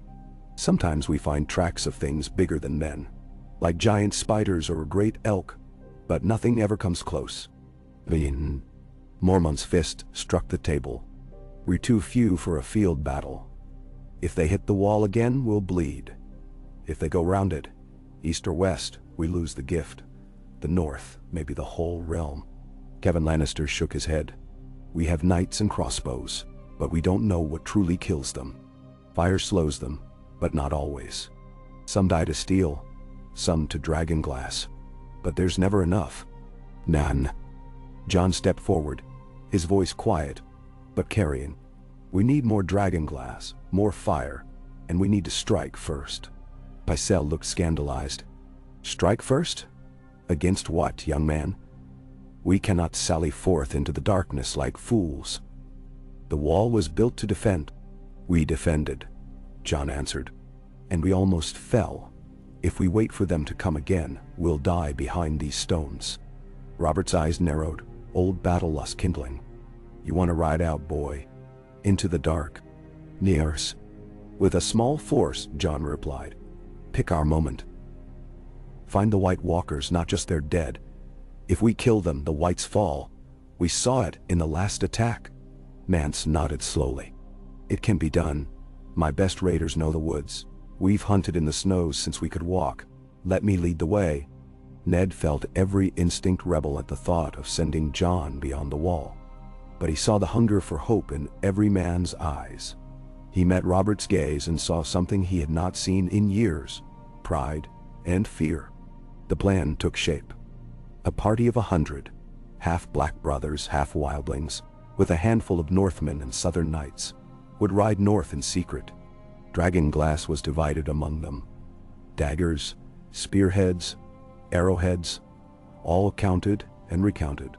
Sam had the only map, a ragged piece of sheepskin drawn from ancient books. Jon would lead, with Mance Rayder and Tormund as his guides, Benjen Stark as second, and Sir Roderick and Sir Jorah Mormont among the Northmen. Robert and Ned watched the preparations in the snowy yard. Men armed themselves in silence, checking straps, smoothing feathers on arrows, touching amulets and family tokens for luck. The wildlings painted their faces with charcoal, muttering prayers to gods no one in the south knew. Jon stood apart, binding the dragonglass dagger to his belt, Ghost beside him. Ned crossed to his son, his heart tight. "Jon, come back. Whatever happens, come back." Jon nodded, unsmiling. "I will. I promise." He hugged his father, awkward but fierce, and Ned pressed a small talisman into his palm. A broken piece of the Winterfell weirwood, carved by Bran before he left for the south. Jon closed his fist around it. "Thank you, father." Mance Rayder called out, voice carrying. "We ride at dusk. Keep your steel sharp and your eyes sharper." The war party melted into the darkness beyond the gate, torches doused, only the crunch of boots on snow to mark their passing. Ned stood on the ramparts, watching until they were swallowed by the forest. He felt Catelyn's absence keenly then, the ache of Winterfell and family, a wound that never healed. He turned away, face set. There was work yet to do for those who remained. Days passed. The Wall watched and waited. Scouts rode out, returning with tales of vanished villages, ice-webbed lakes, and haunted woods. The dead circled in the darkness, but did not strike. The pyres burned low. Wood ran short. Winter deepened, the cold biting into bone. Yet in the midst of hardship, small mercies appeared. Wildlings teaching Northmen how to hunt hare in the snow. Maesters brewing new medicines from pine sap and lichens. Southern lords lending bows to free folk for the first time. In the evenings, Robert prowled the camp like a caged lion, drinking less, shouting more. He sent letters south, demanding men and grain. Ravens returned from Stannis. Dragonglass had been found, loaded onto ships bound for White Harbor. The maesters wrote of ancient spells, old tales from Valyria and Yeti. Pycelle uncovered a scroll from the reign of Jaehaerys, old words about the children of the forest, fire-wrought glass, and a lost horn said to bind the dead. Then, on the fourth night, the horn atop the wall sounded, a single long blast, repeated 3 times. Ned ran to the rampart, heart racing. In the darkness to the north, blue torches moved among the trees. Men scrambled for bows and torches, but no attack came. Instead, from the shadows, riders staggered back. The war party, cut in half and bloody, limped through the gate, bearing the wounded and the dead. Mance Rayder led them, face gashed, cloak torn. Tormund had lost an ear and an eye, but grinned through the blood. Jon stumbled in last, Ghost at his side, a splintered dragonglass blade in his fist. His clothes were soaked with blood, some his own, some not. Benjen Stark leaned on him, arm bound and shaking. Robert himself hurried to meet them, Ned at his side. "Boy, did you find them?" Jon's voice was hoarse. "We did. We killed 3 walkers. Their dead fell, but more came, too many. There's a lake, frozen, an old village at its heart. They gather there, hundreds, maybe thousands. There are things with them, giant spiders, dead wolves, even bears. The walkers command them all. They're waiting for something, Your Grace." "None?" Mance Rayder nodded. "They're building, like an army. The lake ice. It cracks in the night. Sometimes you see shapes under the ice, like faces pressing up. We saw a man in black armor, taller than any we've seen, sword like smoke and shadow. He watched us, the others obey him." Robert looked at Ned. "Night's King," he muttered, half disbelieving. "Or something like it." Pycelle and Samwell hurried to the front, pouring over Jon's wounds, cleaning the blood from his hands. Sam drew out a scrap of parchment, face white. "The scroll from Old Town," he stammered. "It speaks of a horn, the horn of Joramun. It was lost in the ice, but the stories say if blown, it can bring down the wall, or wake the sleepers in the dark." Ned's blood chilled. "We must find it first, whatever the cost." Jon's voice was steady. "I saw it. On the lake. The walkers guard it, but it's there. Coiled like a great black snake, rimed in ice." "Brian?" Robert swore. But his eyes were alight. "Then we go. We gather every man, every bow, every blade of dragonglass. We take the fight to them." Ned shook his head. "If we go, we must go with cunning. A battle on the ice is death. We strike for the horn and the leaders. If they fall, perhaps the dead will fall with them." The council met deep into the night, the plans shifting from defense to attack. Wildlings and Watch, north and south, agreed to a pact of steel and fire. Stannis ships would land at Eastwatch in 3 days with more dragonglass and men. Lord Manderley pledged his sons and his fleet, the Tyrells their archers. Even Kevin Lannister pledged 50 knights in gold and crimson, the pride of the West. Sir Davos Seaworth, sent by Stannis, brought news of the south.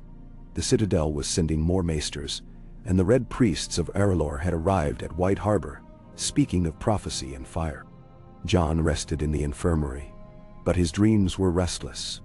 He saw the lake, the horn, the night's king. He saw a weirwood tree blackened with frost, roots sunk in the ice. He saw Bran, far away, calling his name on the wind. When he woke, Ghost was at his side, eyes like embers. Dawn came cold and clear. Robert stood in the yard, armor gleaming, sword in hand. Banners rose in the pale light. Baratheon, Stark, Lannister, Manderly, Reed, Tyrell. Wildlings lined up in rough order, their furs bright against the snow. The watch was at their center, black cloaks flapping. At Robert's side, Ned and Jon stood, the king's words carrying over the crowd. "Men of the realm," Robert thundered, "today we march not for gold, nor glory, but for the living. The dead are near. They would end us all. First here, then everywhere. We fight as one, kings and wildlings, lords and bastards, knights and free folk. Stand fast and stand together." A roar rose, wild and fierce. The host moved out, ranks swaying, boots pounding on snow and frozen mud. Squires ran with torches. Archers strung fire arrows. Maesters blessed the blades with ancient words. At the head of the column, Jon rode beside Robert and Ned, the dragonglass blade at his belt, the broken piece of weirwood in his pocket, Ghost loping ahead. They marched north, banners streaming, the sun rising hard and bright. In the woods beyond, the shadows shifted. Eyes watched from beneath the ice. As the living drew near the lake, the others gathered, silent and cold, blue eyes burning. The last battle had begun. Aha! Snow fell in thick curtains, each flake a crystal of silence that deadened the noise of a host on the march. The white air swallowed the clang of harness, the crunch of boots, the huff of horses. It laid a shroud over the battered host of the living, black brothers of the watch, wildlings with wolf pelts and bone jewelry, northern spearmen, Tyrell archers, Lannister knights with crimson cloaks hastily trimmed with fur. Somewhere in the long winding column, King Robert Baratheon rode at the head, his black antlered helm and heavy war hammer marking him out among lesser men. At his side, Ned Stark rode grim and unsmiling, while Jon Snow, the black wolf ghost ghosting beside his stirrup, scanned the white forest with hollow, watchful eyes. Their banners had been furled to keep them from catching the wind.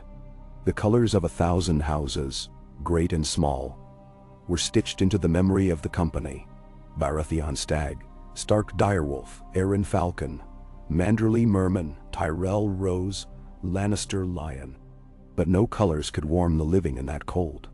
The wildlings marched in a loose mob, wariness lingering between them and the southern knights. Yet all were united by what waited beyond the forest. The lake of ice, and the army of the dead gathering there.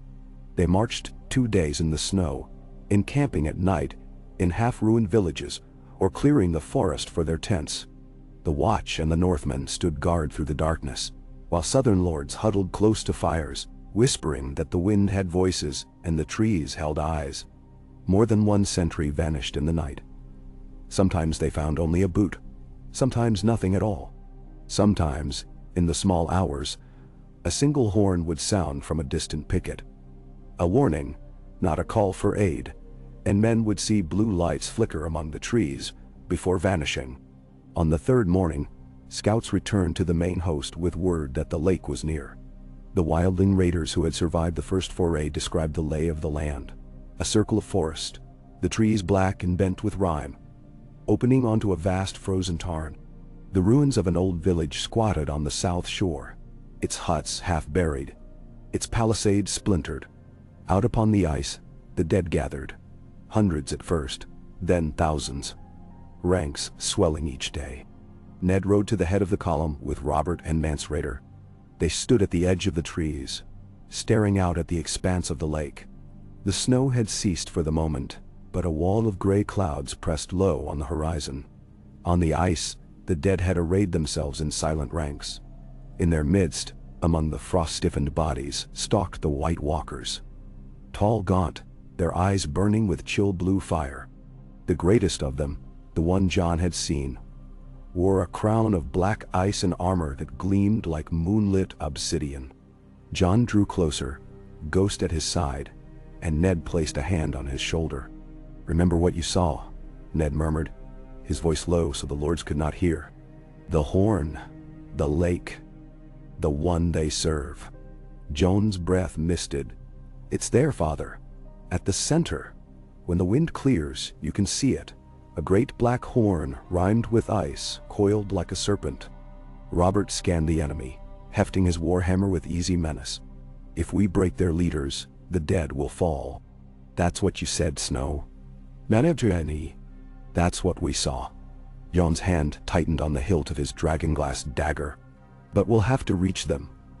The dead guard the way. And there are things with them, not just wights. Spiders big as horses, dead deerwolves, even bears." Ser Barristan Selmy rode forward, his white cloak now ragged and soiled. "We have the numbers for an assault, your grace, but we'll need to keep the horn from falling into their hands." Mance Rayder's eyes narrowed. "Let us go first. The free folk know these woods, the ice, the cracks in the lake. If we can draw out their vanguard, the knights in your spears can strike while they're stretched thin." "Nah." Robert's gauntlet squeezed the shaft of his hammer. "We do it together, Mance. We're all crows now." His words drew a grunt from Tormund Giantsbane, who stood behind Mance, a broad sword slung over one shoulder. Ned called the lords and captains together. They stood in a half-circle before the trees. Manderley, Tyrell, Reed, Lannister, Jorah Mormont with the Northmen. Donal Noy for the watch, wildling chieftains with names half-remembered from the first battle. "We go at dawn," Ned said. "We attack in 3 waves. The wildlings and skirmishers harry their flanks. The archers and crossbows cut down the dead. The best blades, men of the watch my house, and those who have faced the others before, drive for the center. The horn must be taken, or destroyed." Ravens were sent flying to Eastwatch and the Shadow Tower, summoning any last reserves. The maesters divided out the dragonglass weapons. Daggers, spearheads, arrowheads, whatever could be forged or found. The red priests from the south, with faces scarred by fire, blessed the blades with smoke and strange words, their eyes wild. From the wildling tents came other magics, bones and charms and old prayers whispered to the wind. Night fell. The host huddled in the ruins, fires banked low. Ned walked the camp, checking the wounded, speaking to the young and the fearful. He found Arya sparring with a wildling girl behind a tent, her cheeks pink with cold, eyes fierce. Bran and Rickon huddled together, watched by Hodor and Old Nan, who told tales of Brandon the Builder and the last long night. Even Sansa, though silent, moved among the healers, helping with bandages, singing low to calm the terrified. Jon sat at the edge of the camp, Ghost at his side, polishing the dragonglass blade. He looked up as Ned approached. "I saw Bran in my dream, father. He was calling me, from under the ice. He said I would have to choose." Ned's heart twisted. "You have already chosen. You stand here with your brothers. That is enough." Jon nodded, swallowing. "Will you stand with me tomorrow?" "Until the end," Ned said, resting a hand on Jon's shoulder. "Until the dawn." Before sunrise, horns called the host to arms. The wildlings spread through the trees, their archers loosing fire arrows at the dead along the shore. The whites did not flinch as they burned. They walked through fire, silent, their flesh falling away, their eyes blue with the cold of death. The White Walkers moved among them, their swords trailing frost. The main body advanced behind shields. The ground was treacherous, churned by years of frost and thaw. Manderley spearmen locked their shields. Tyrell archers knocked flame-tipped arrows. Lannister knights drove their chargers over the ruts with lances gleaming. The watch moved at the center, Jon and Benjen at the front, Mormont and Donal Noy bellowing orders. As the living reached the ice, the walkers called their army forward. The whites charged in silence. Thousands, all dead men and women and beasts, their weapons frozen to hands of bone. Giant spiders skittered over the corpses, webs trailing behind them. Bears lumbered at the rear, swatting aside men with paws the size of shields. The first clash was chaos. Fire arrows tore through the dead, but not enough fell. Spears shattered, men screaming as the cold gripped their limbs, freezing them to the spot. Swords rang on armor and bone, wildlings shrieking war cries as they hacked at the legs of wights. Ghost and the Darrowolves tore through the press, ripping dead throats, even as wights clawed back. Ned fought at the heart of the shield wall, ice singing in his hands. The Valyrian steel cut through walkers and wights alike, their bodies bursting into frost and shadow.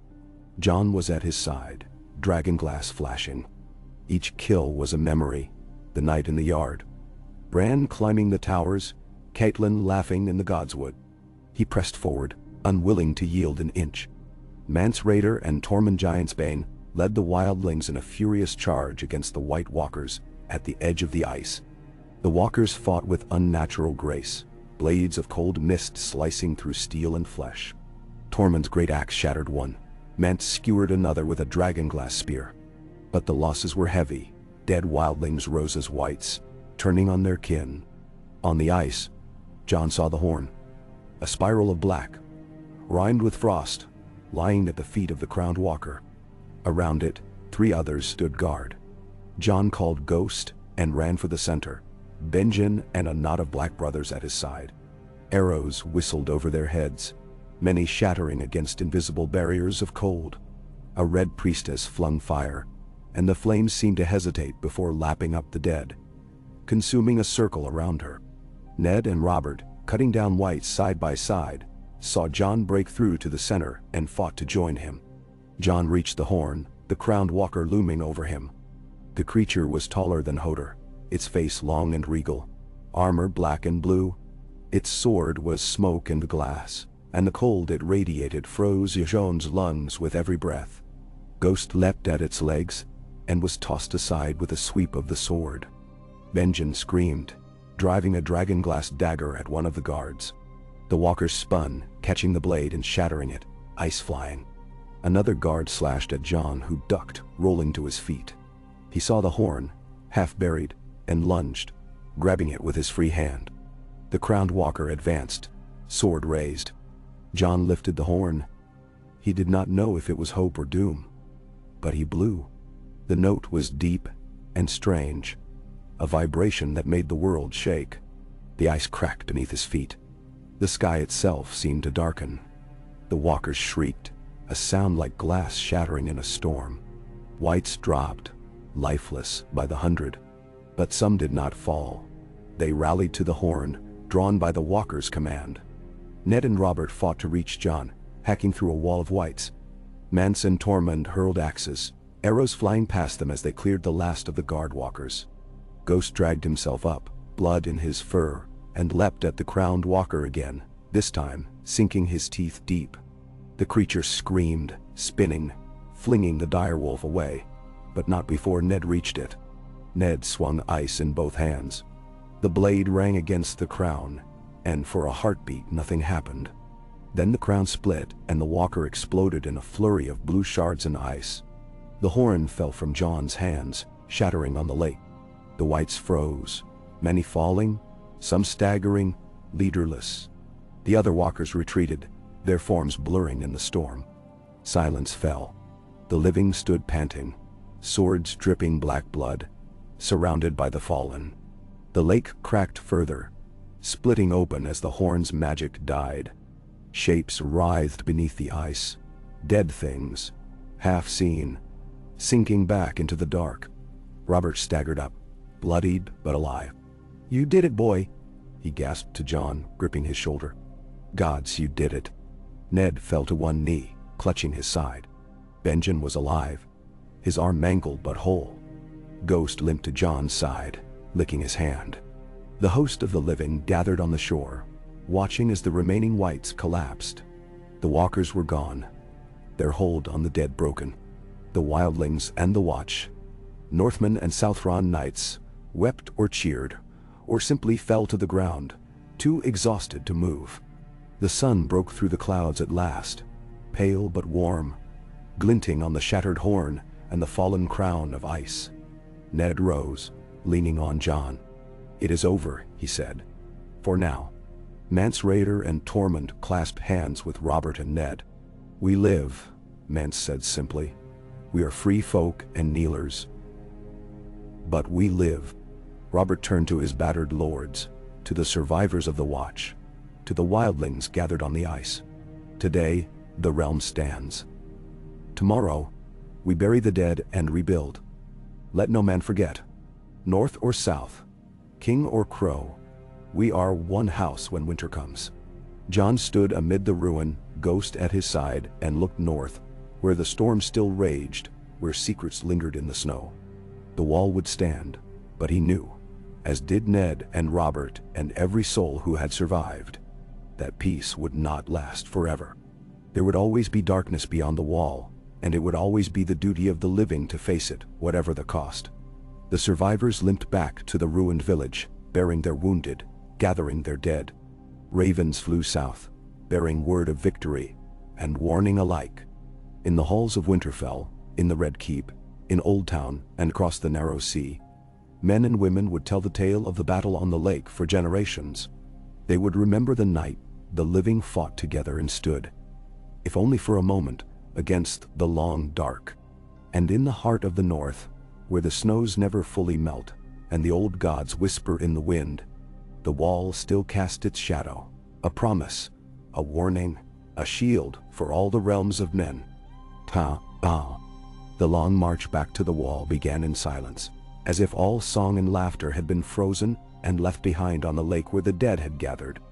Men moved slowly through snow and broken ice, bearing the wounded and dragging sledges heavy with the bodies of their own. In places where the fighting had been thickest, black blood crusted the snow, and the forest was haunted by the low, exhausted groans of men too weary to weep. Ned Stark walked near the head of the host, leaning on Jon's arm when the pain in his side grew too sharp to hide. His wound was not mortal, though it bled afresh each time he stumbled. He felt the old magic of the north in his bones, cold and sharp as the wind, and it whispered to him of loss and endurance, of a world changed forever. Beside him Jon moved with a limp, every muscle aching from battle, but his face was set with purpose.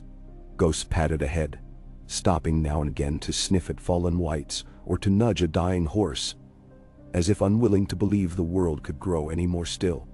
The march passed through what had once been the village on the lake's shore, a cluster of burned huts, half swallowed by drifts. Here, the pyres were built anew, and the bodies of the slain, knight, wildling, watch brother, lord and lowborn alike, were laid out with what dignity remained. The red priests from the south, led by a woman with hair the color of fire and eyes like molten gold, chanted prayers as they set the wood alight.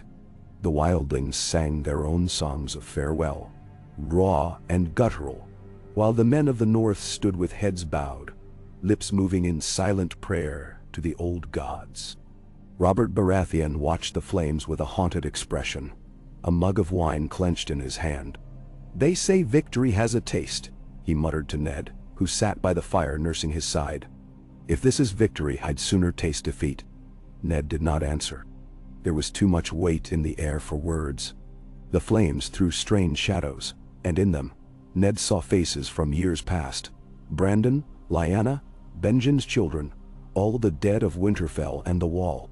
He closed his eyes against the sting of smoke and memory. Mance Rayder, his face newly scarred, spoke with the gathered chieftains of the free folk. Tormund Giantsbane stood beside him, his beard singed, his one good eye blazing with pride and pain. The pact of peace still held. Wildlings and kneelers alike had bled, and there was no more room for old grievances. Near the wildlings, Arya played at sword fighting with a group of wildling girls, her laughter quick and sharp. Sansa sat with the healers, tending wounds, her hands steady even when her eyes were not. As night fell, Jon walked the camp, listening to the wind moan through the trees, carrying faint hints of other voices, other worlds. The wall was not yet visible, but he felt its pull. The last defense, the end of the world. At the edge of the fires, Samwell Tarly sat with Maester Luwin and Grand Maester Pycelle, copying notes by flickering candlelight, scrolls and scraps of parchment scattered around them. "We saw the horn shattered," Sam said softly, voice quavering. We saw the Night's King destroyed. Yet in the old tales, the others come again, no matter how many times they are beaten back. Pycelle's hand trembled as he wrote. The world turns, and magic with it. Perhaps some sleep again, waiting for the cold. We must be watchful. Maester Leuven pressed Sam's shoulder gently. We must remember, Sam. That is the task of the living. We remember, so we do not forget the price. Monsieur. John watched them a long time, then turned back to the camp. He found Mormont by the pyres, his heavy cloak dusted with ash, his eyes set on the flames. The old commander looked at John, a ghost of a smile flickering across his face. You did well, Jon Snow, Mormont rasped. You and your wolf. There will be songs about this, if there's anyone left to sing them. John did not smile. We lost too many. We always do, Mormont replied. But the wall stands. That's all that matters. Now. The next morning, the host broke camp. The wounded were set on sledges or led on quiet horses. The dead were left to the flames, the wind carrying their ashes into the deep woods. John rode near the head of the column, with Ned, Robert, and Benjen close by.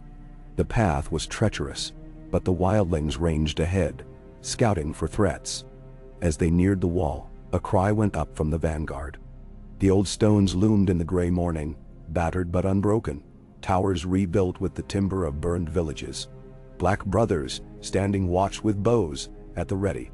The southern lords stared in awe at the scale of the ancient fortification, some murmuring prayers, others simply gaping. Robert called a halt as they approached the main gate. Let the word be sent, he ordered. The wall is held, the dead are defeated.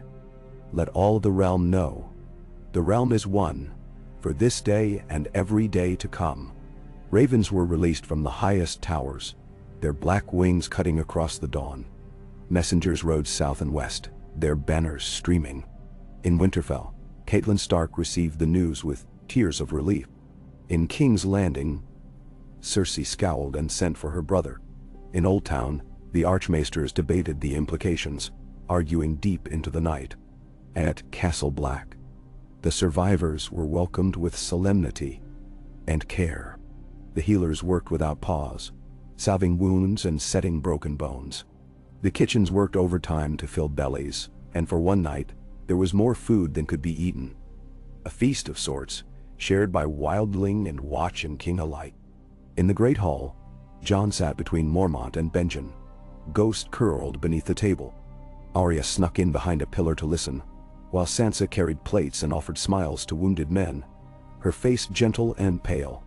The lords of the North pledged anew to House Stark, bending knee before Ned, who accepted their oaths with humility. Mance Rayder and his chieftains renewed the pact of peace, swearing to keep the gift and the wall safe from all who would threaten it. Robert, drunk and loud, made speeches about brotherhood and victory, his voice booming over the low murmur of the hall. After the feast, Jon wandered the wall, the cold biting deep. He found Sam at the top of the rampart, gazing into the night. It's not over, Sam said quietly, as if reading Jon's thoughts. It never is, but we have this night. That's something, isn't it? Jon nodded. We'll keep watch. That's all we can do. Below them, torches flickered, and the night rang with the sounds of a living world. Laughter, song, the crack of ice, the call of a distant wolf. The wall stood sentinel, black and eternal. As weeks passed, the kingdom of the living began to heal. Stannis Baratheon arrived with ships full of dragonglass, men, and supplies. Davos Seaworth rode to Winterfell, carrying letters from the Citadel and the Red Temple, news of southern lords sending tribute and banners north. The wildlings took up residence in the Gift, building villages from timber and stone, trading with the North, watching the far woods for shadows. Children were born named for the fallen: Jory, Uriet, Lyanna, Donnel. At King Robert's command, masons and builders began the work of reforging the wall, patching its cracks with magic and fire, seeking the wisdom of old texts and the children of the forest. Masters debated how best to arm the watch, and it was decided that every new recruit would carry dragonglass. Every lord would send men to serve a turn at the wall. Sansa rode to Winterfell with her mother, helping to rebuild the shattered keep. Arya stayed at Castle Black, training with the sword under the watchful eyes of both wildlings and Watch. Bran, changed forever by his dreams, spent long hours with Maester Luwin, learning to read old tongues, to decipher secrets written in the ice and wind. Robert Baratheon returned to King's Landing, leaner and quieter than before, his eyes shadowed. He named Ned Stark Hand of the King again, and Ned accepted, though with a promise. Half the year in the south, half in the north, for as long as the Wall needed him. Jon Snow was offered the Lord Commander's cloak by Jorah Mormont, who had lost too much blood and seen too many winters. "You're the shield now, boy," Mormont said. "The Wall's hope. Take it." Jon hesitated. "I am a bastard." "So was I," Mormont rasped, a rare smile cracking his lips. "It matters not. You have the North in you, the Watch in your bones." The brothers cheered as Jon accepted, Ghost at his side, Benjen standing with a proud hand on his shoulder. Spring stole across the north in slow fits, the snows receding, the days growing longer.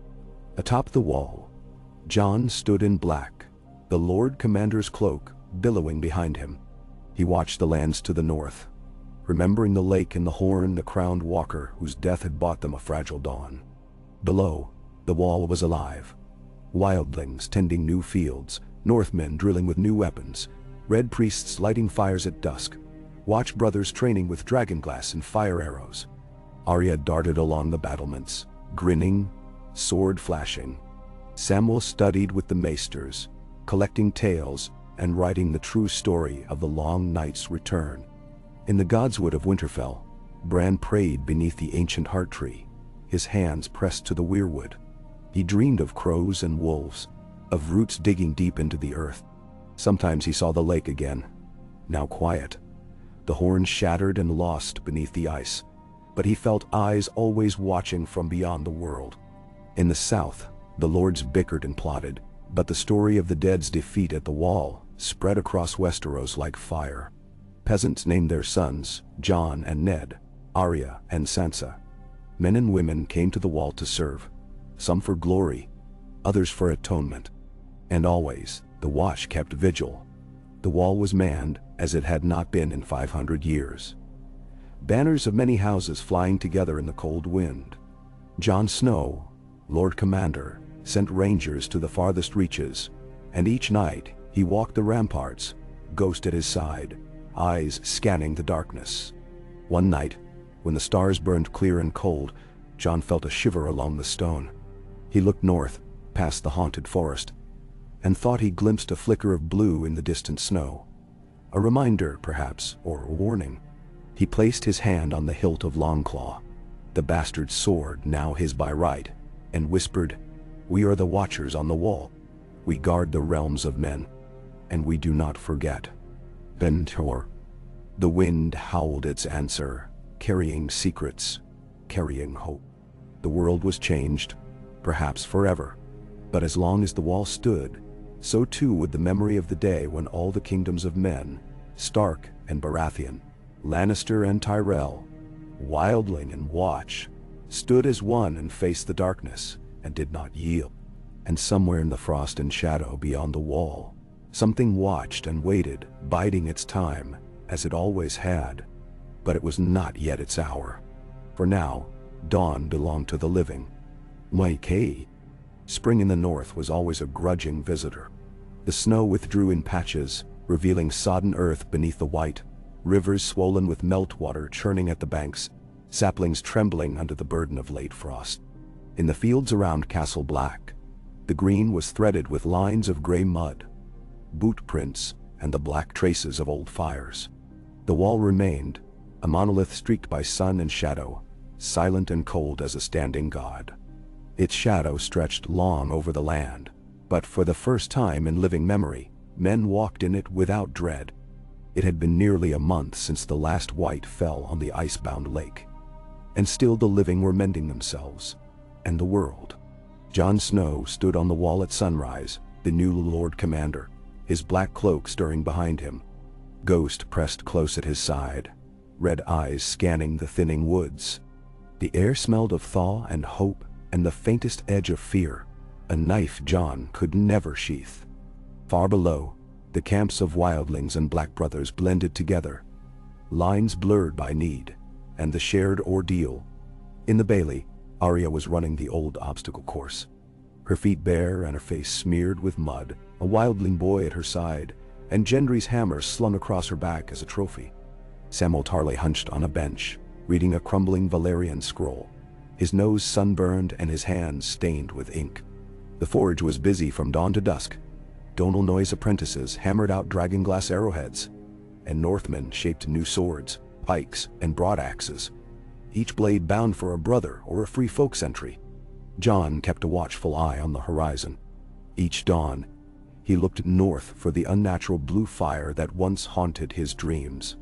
Now he saw only the slow retreat of winter. His mind was filled with tasks, sending rangers to check abandoned villages, bartering with the free folk, dividing rations, answering letters from the south. Each day, new men and women arrived to serve, sons of minor houses, bastards from every kingdom, free folk hoping for a peace or a new beginning. They came in ones and twos, not for gold, but for honor, or to escape the memory of what they'd seen at the lake. When Jon climbed down from the wall that morning, the bailey was a whirl of activity. A group of wildlings had brought in a giant white elk, hoisting it onto a sled. A knot of watch brothers and free folk were digging a well, taking turns on the spade. Mormont's raven cawed from its perch atop the old rookery, and somewhere, a child was laughing, a thin, high sound, almost jarring in the new peace.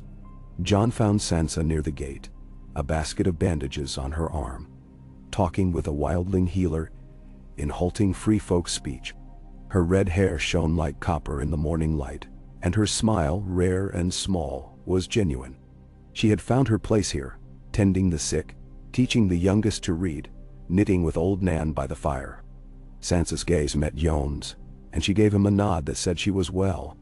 Bran was not to be found among the people.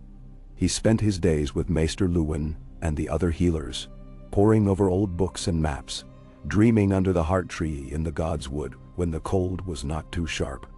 He had grown quieter, eyes older than his years. Yet there was a new certainty in the way he carried himself.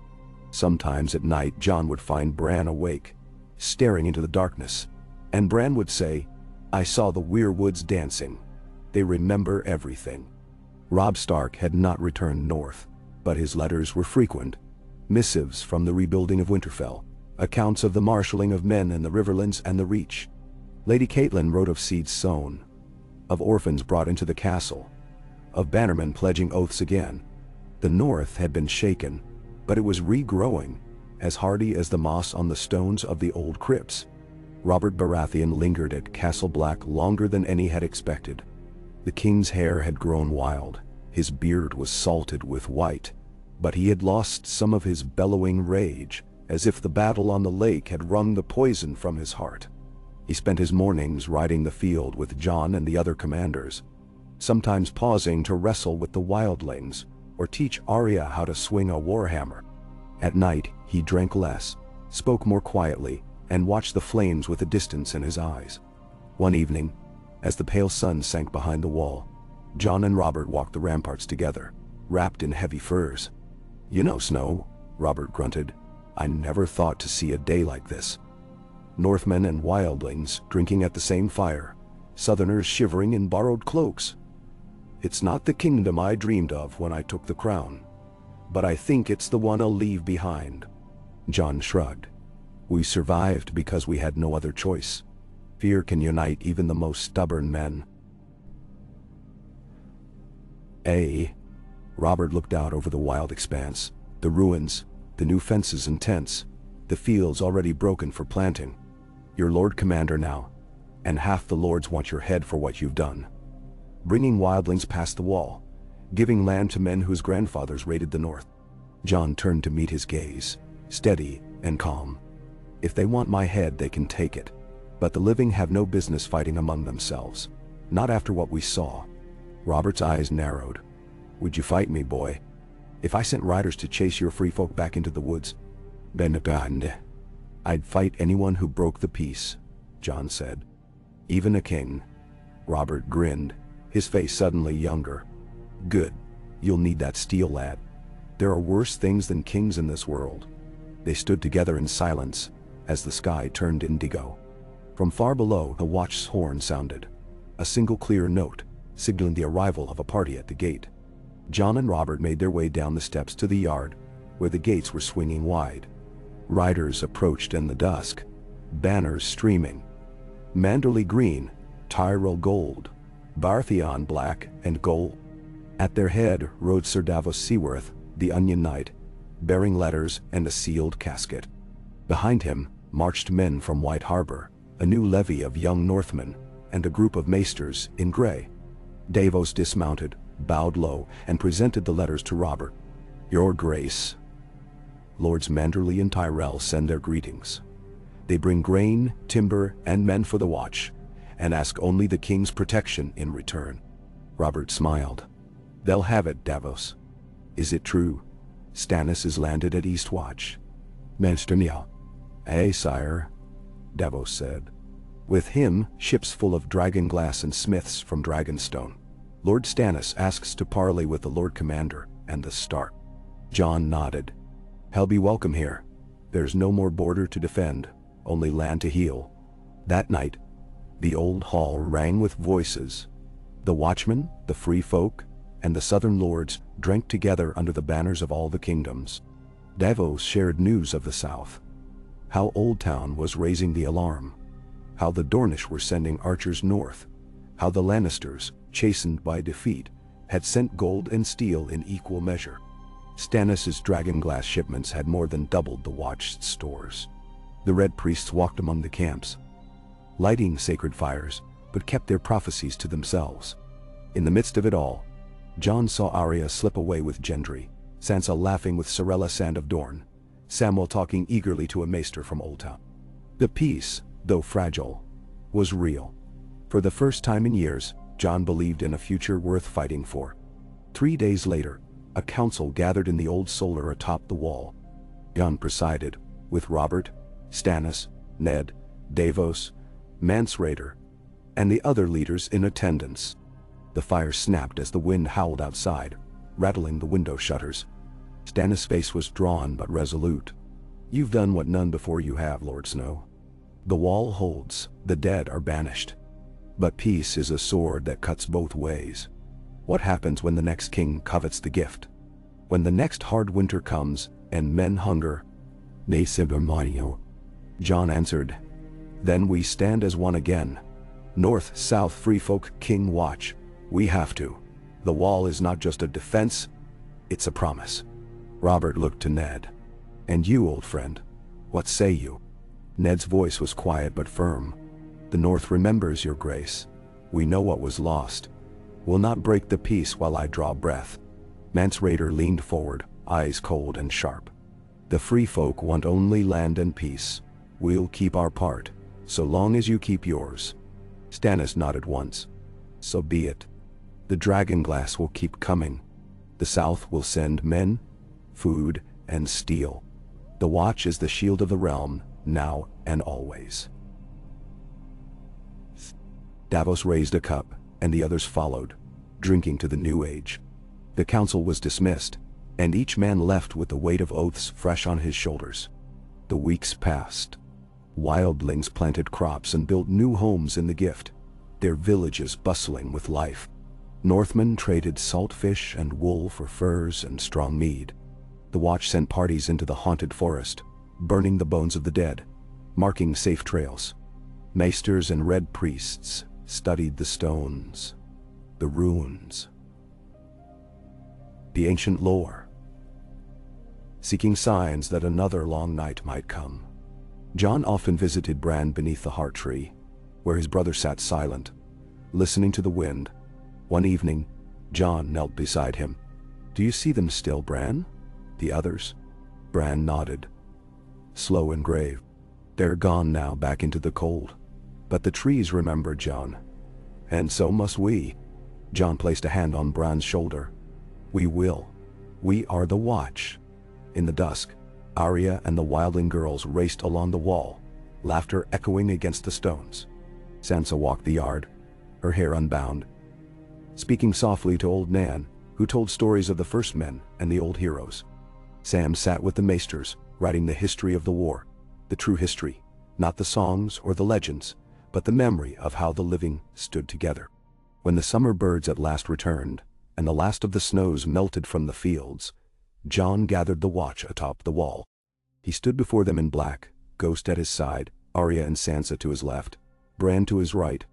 Northmen, wildlings, and southerners filled the yard below. Jon's voice carried over the stones. Brothers and sisters, free folk and kneelers, north and south, you have all fought for the living. You have suffered, bled, lost, and endured. The wall stands not as a barrier, but as a promise, a shield for all the realms of men. He drew Longclaw and raised it high, the Valyrian steel catching the sun. We will remember, we will watch, and if the darkness comes again, we will stand as one, for we are the watchers on the wall, and we do not forget. A roar rose from the yard, wild, fierce, full of hope and pain and pride. The banners of Stark and Baratheon, of wildling clans and southern lords, snapped in the wind. From beyond the wall, only the wind answered, a cold breath, carrying secrets, but for once, not threat. That night, as stars kindled and the torches burned low, Jon climbed the wall alone. Ghost followed, silent as a shadow. Jon looked out across the world, south to Winterfell, west to the sea, east to the mountains, north into the endless wild. He breathed deep the air of spring, and for the first time since the dead had walked, he felt something like peace settle on his heart. He knew the old magic never slept, and that someday, some new darkness would gather. But for now, the world belonged to the living. Jon turned, the wind tugging at his cloak, and made his way down to the fires below, where his family and friends awaited. Above, the stars turned, indifferent and ancient, as men and women laughed and remembered and dreamed in the shadow of the wall. And so ended the long winter, and so began the memory of what the living could do when they stood together and chose hope over fear.